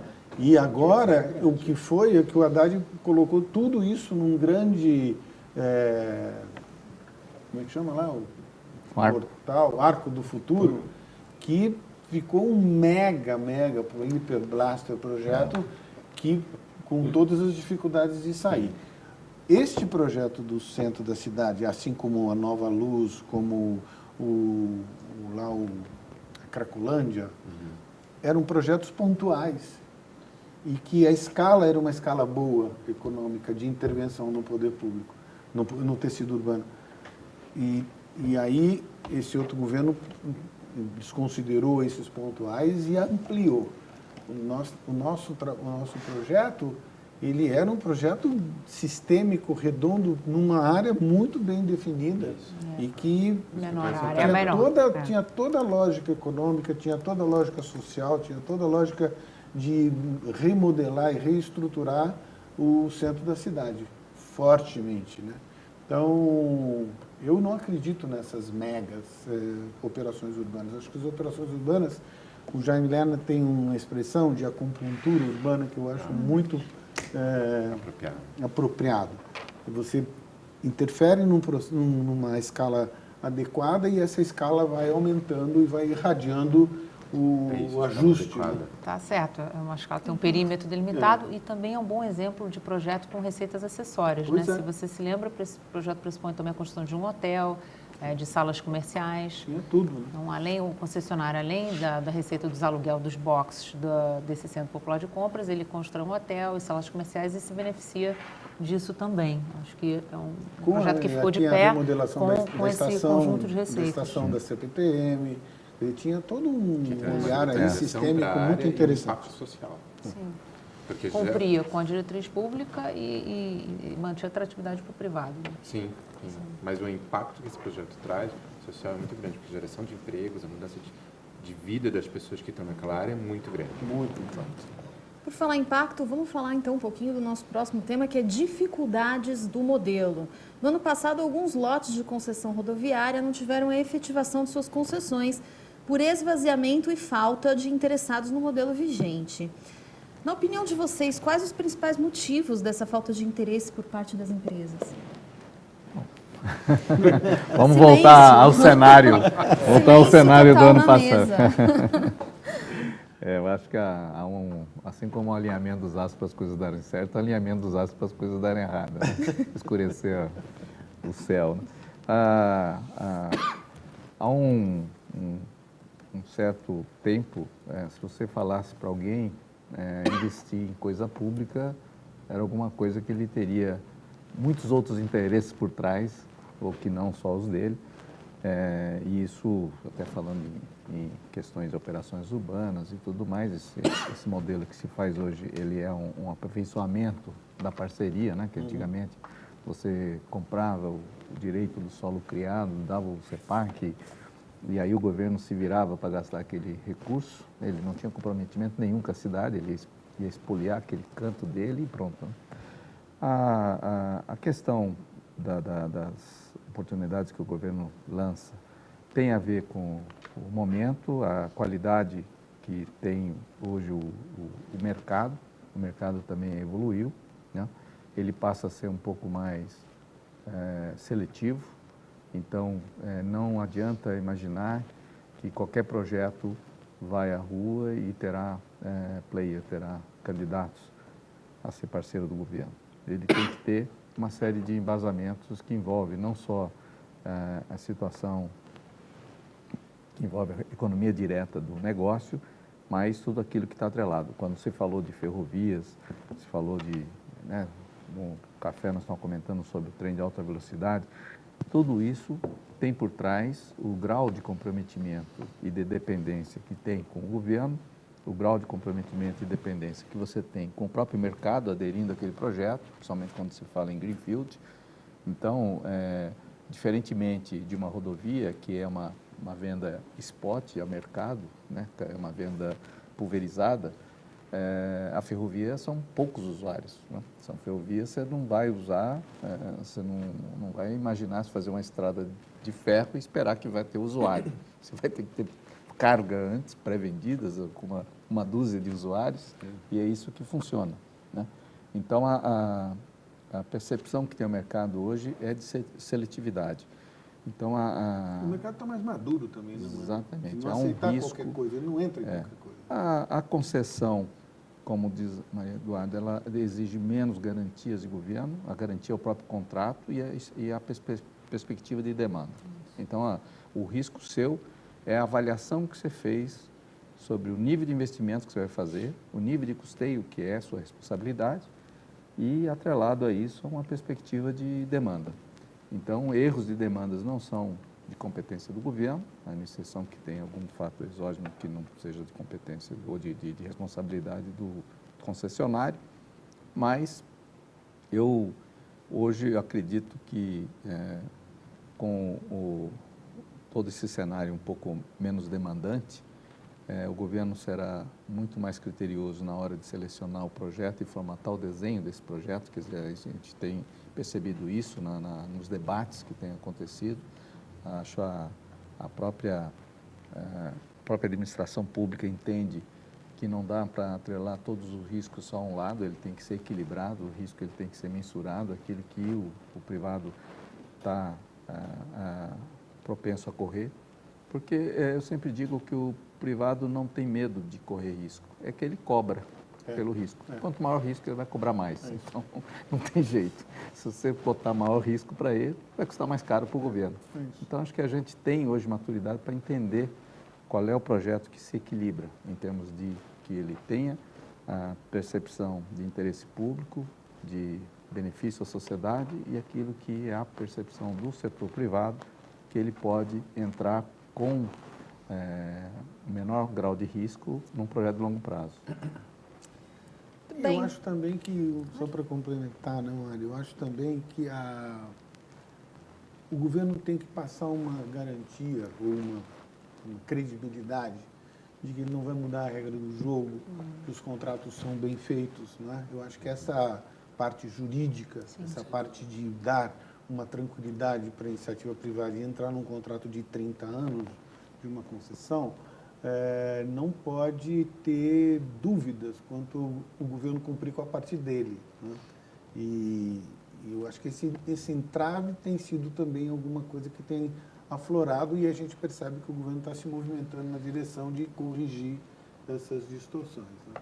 Mas essa imagem, por exemplo, essa mudança de regra do setor elétrico, por exemplo, repercute muito mal, né? Numa possível entrada de players para fazer uma operação de PPP ou de concessão, tendo esse fantasma, hein? Será que o cara não vai mudar a regra do jogo? Né?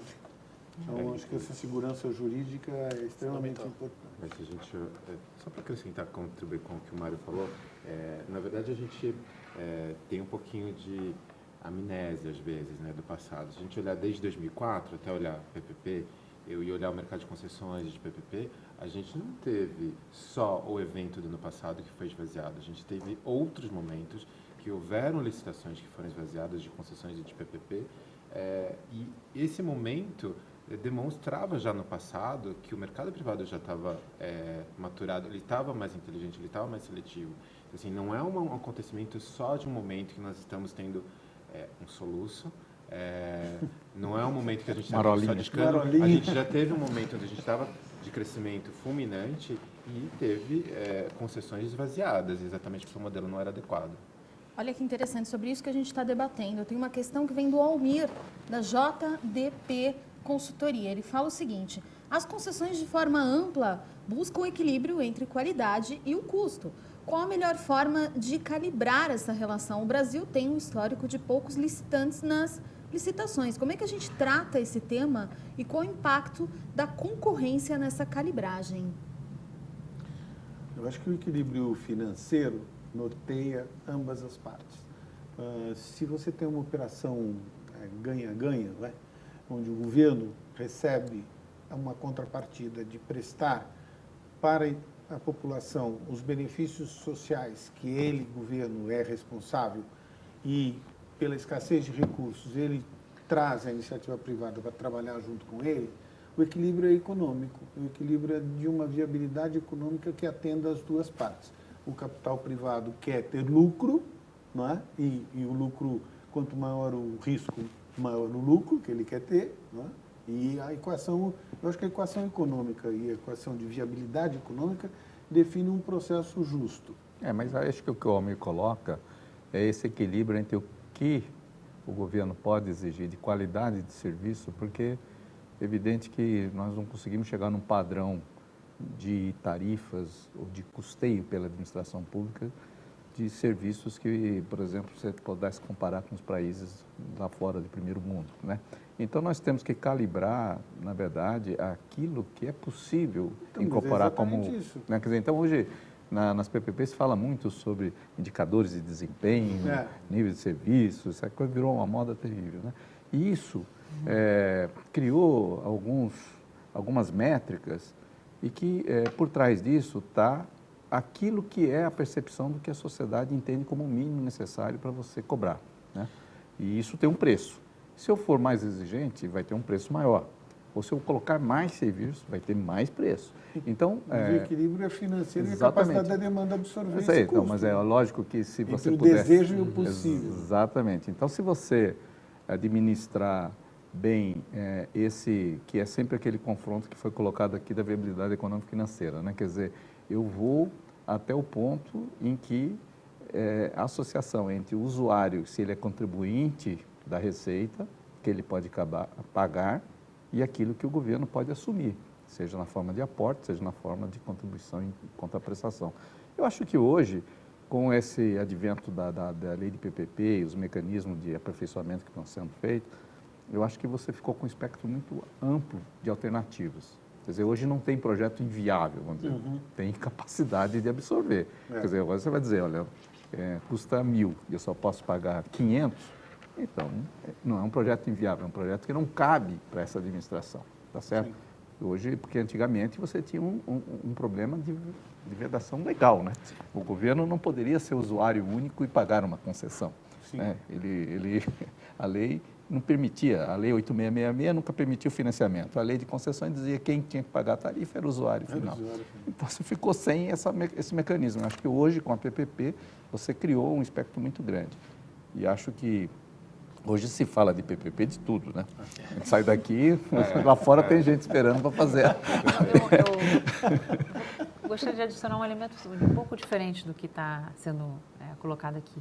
Eu acho que o que gera concorrência, né, pela nossa experiência como estruturador de projetos, os projetos que foram 17 contratos assinados desde a criação da empresa, que a BP apoiou tanto entes municipais, estaduais quanto o governo federal, houve uma média de 4,8 participantes por leilão. E um dos motivos que a gente acredita que houve essa concorrência é porque foram processos transparentes em que houve simetria de informação.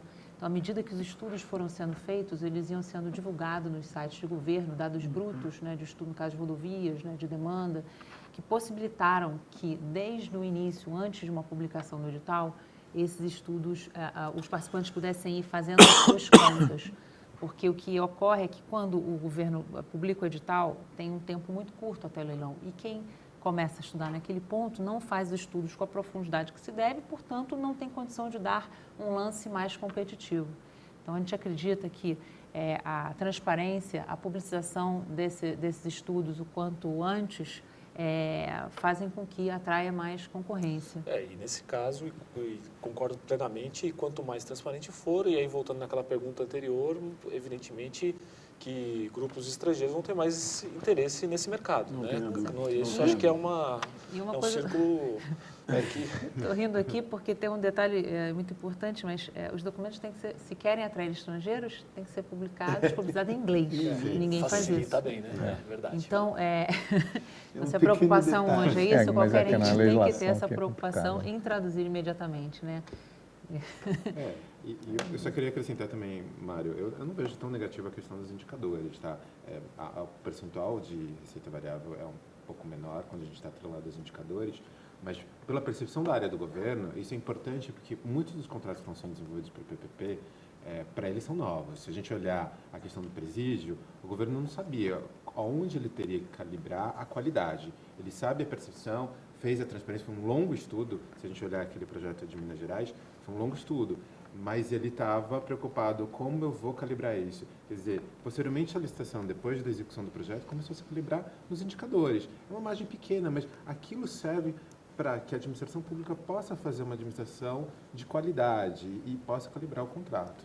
Eu acho que o que é mais importante é que o usuário final ele tenha capacidade de ser o fiscal, né? Quer dizer, você veja hoje quem fiscaliza mais as rodovias, né, são os usuários. Tem um buraco, quer dizer, tudo aquilo que é perceptível é fácil de você fiscalizar. Então, o agrupamento desses indicadores, é evidente que quando você tem um usuário intangível ou coisa do tipo, você tem que trazer esses indicadores. Aqui, nesse afã de criar esses indicadores, estão criando indicadores para tudo. Então, você hoje é um projeto que é do fiscal, não é mais nem do Poder Concedente. Então, eu estou dizendo, o cara mais importante é o fiscal, né? Porque ele analisa aquele lá. E criaram uma matriz de risco que hoje tem 200 elementos. Né? Imagina, cada dia vai ter outros. Né? Então, acho que a nossa... essa tecnicidade é importante e tudo mais, mas o fato é que as leis e todos os contratos que foram mais simplificados são os que tiveram mais vida longa, né? E na hora que você começa a atrelar e você começa a distanciar do usuário final e seu contrato, e a hora que você vai mexer em qualquer peça, porque o usuário não quer mais aquilo que você definiu, então o tribunais, o Ministério Público vai contra essa mudança. Então, seu contrato está fadado a ser interrompido no meio do processo, porque num contrato ele tem que ter longevidade. E se você criar mecanismo de amarração desse contrato, nós quando começamos a estudar concessão no início da década de 90, se falava como se estivesse contratando 8666, né? Porque era aquele monte de engenheiro falando especificação de quanto, falei assim, poxa, mas um contrato de 25, 30 anos, imagina que eu vou falar de tecnologia agora. Quer dizer, então, o que eu quero é resposta à qualidade. Eu acho que isso está sendo aprimorado e acho que a própria convivência com os contratos que estão andando faz com que as pessoas aperfeiçoem esse lado também. Né? Muito bem, vamos então para o nosso último tema, que é oportunidades dentro de concessões e PPPs. Eu gostaria que vocês fizessem uma pequena abordagem sobre essas principais oportunidades que vocês enxergam, cada um na sua respectiva área. Bom, vou começar aqui do meu lado. Eu acho que as oportunidades estão aí, assim, os projetos estão postos, mas eu acho que uma oportunidade que a gente tem é de desenvolver, e é uma indicação, a gente viu no lançamento desse programa, uma indicação de que o mercado de capitais ele vem a somar no esforço de financiamento, principalmente ao BNDES, e eu acho isso muito importante. Eu acho que esse é um recado importante para o mercado. Se a gente conseguir fomentar o mercado de capitais, eu acho que aqui no Brasil, para projeto de infraestrutura, num primeiro momento, eu acho que isso vai ter um efeito multiplicador muito importante para a sociedade e para o próprio mercado de capitais em si. Eu acho que se conseguirmos, nesses projetos, incluir nos estudos de viabilidade econômica e financeira a participação efetiva do mercado de capitais, eu acho uma oportunidade muito boa para que os projetos no futuro sejam mais facilmente assumidos pela iniciativa privada. Eu acho que é uma oportunidade única que a gente tem, teve uma indicação importante do BNDES, ele não sai como se imaginava, ele não sai totalmente do cenário, ele vai ser um indutor desse mercado e eu acho que é muito importante. Aí a gente vê que uma das grandes críticas que existiam no mercado de capitais, não existe um mercado secundário. Então, quer dizer, com isso pode ser que fomente uma criação aí importante para esse cenário. Mário Silvério. Eu acho que já há hoje uma percepção tanto do mercado quanto das áreas de governo, né? Eu acredito que o movimento do governo federal está sendo positivo. Nós não tínhamos a experiência de PPP, né, clássica dentro do governo federal. Nós tivemos um caso único, depois estamos desenvolvendo aí outros. Eu acho que as administrações estaduais estão bastante envolvidas nesse tema, seja concessão, seja PPP, e recentemente houve um grande movimento por parte de municípios, embora sejam projetos menores, mas são formas de você modernizar a administração pública naquilo que é tangível para o cidadão, né? De forma que você consiga prestar um melhor serviço na ponta, ter a continuidade desse serviço melhorado, investido, totalmente modernizado. Então, eu diria assim, a provocação, ela às vezes surge como um grande programa, como surgiu agora do governo federal, surge com programas pontuais nos casos isolados, mas cada vez mais esse tipo de movimento vai acontecer na provocação pelo próprio setor privado. Eu acho que essa é hoje não há um limite muito claro daquilo que seria apto a entrar como parceria público-privada ou concessão, mas o espectro é muito grande. Acho que a própria percepção do empresário brasileiro também mostrou que ele precisa ter parcerias com outras áreas, não só setores de construção, setores de prestação de serviço, mas buscar setores na área financeira, né, fundos de investimento, setores estrangeiros, e esse é um movimento que eu acredito que não tenha volta. Muito bem. Maria Eduarda, suas considerações? Bom, acho que onde existe carência e déficit, existe oportunidade, mas o mundo também é cercado de restrições. Então, esse ano nós identificamos, né, restrições, tanto do ponto de vista do governo, né, em termos fiscais, e restrições de financiabilidade de algumas empresas, como foi dito aqui. Daí, acho que as concessões são priorizadas no lugar de PPPs, e em setores onde o retorno é evidente, vão sair primeiro. Então, aeroportos, rodovias, saneamento, acho que são setores de oportunidade. Elias, por favor. Bom, eu vejo um amadurecimento apesar de a gente já ter 10 anos de PPP, eu vejo um amadurecimento por parte do governo muito grande, e principalmente do governo local, né, o governo municipal. A gente vê uma porta aí, não olhando só o PIO, eu começo a olhar muito mais o desenvolvimento das médias cidades, até das pequenas. Eu tenho a oportunidade agora de inovar a cidade, de trazer uma readequação urbana, de olhar como eu posso crescer a cidade, quer dizer, que tipo de infraestrutura. Eu começo a ver o consórcio entre cidades, quer dizer, elas se abraçando e vendo a necessidade de o que nós podemos fazer juntos, né? Essa parceria não está sendo só entre público e privado, mas o próprio público dando a mão um ao outro para ver, olha, nós podemos construir algo juntos. Então, quer dizer, esse mercado novo não vai só trazer investimentos, mas vai trazer um novo olhar de como a gente quer a sociedade. E aí, Tomás, onde estão as oportunidades? Então, juntando um pouco de tudo que a gente falou, eu enxergo esse vazio que a Maria Eduarda colocou. Eu acho que onde existe gap, você pode preencher. Então, é um mundo de oportunidades que a gente tem. Nessa área de infraestrutura, nós temos uma defasagem muito grande. Temos que ter uma sabedoria de administrar a ansiedade e o gap, né? Agora, eu reputo extremamente importante a presença do mercado de capitais, por conta de que a atratividade do mercado brasileiro para índices de rentabilidade é muito grande comparado com o mercado, o que esse mercado de capitais está obtendo no resto do mundo. Então, o veículo de entrada, um título de base imobiliária que possa ser negociado no mercado secundário, vai dar uma dinâmica e uma amplitude muito grande para todas essas propostas que o governo está colocando aí na mesa. O amadurecimento do setor traz essa possibilidade de capilaridade, essa coisa que você está falando dos municípios, né? Diversos municípios estão falando de parcerias na área de eletrificação urbana, na área de saneamento, estão fazendo concessões. Então, está existindo um amadurecimento do setor privado, está existindo um amadurecimento do setor público, e isso converge para uma nova modelagem de trabalho. O mundo cresceu nas grandes crises, nas grandes guerras, né?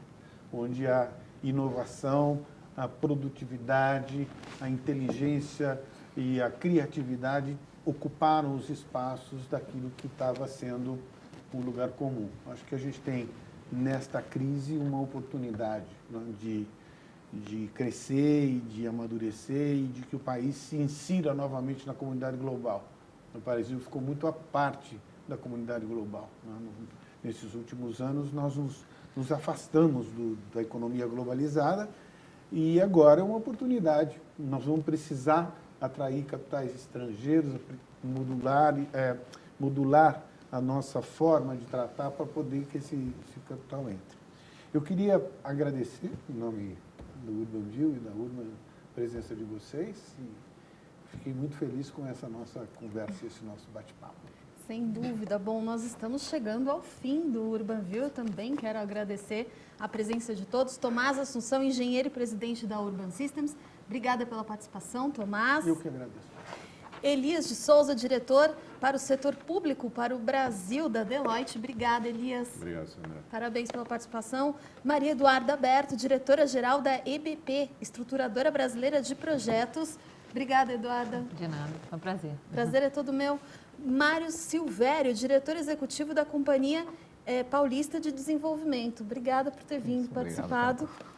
E Paulo Dantas, sócio da Demarest Advogados e especialista em Direito Administrativo, Concessões e PPPs. Paulo, obrigada pela presença. Eu que agradeço, obrigado. Bom, e obrigada a vocês também, né? Enfim, que contribuíram positivamente nessa discussão por uma cidade melhor. Sucesso a todos.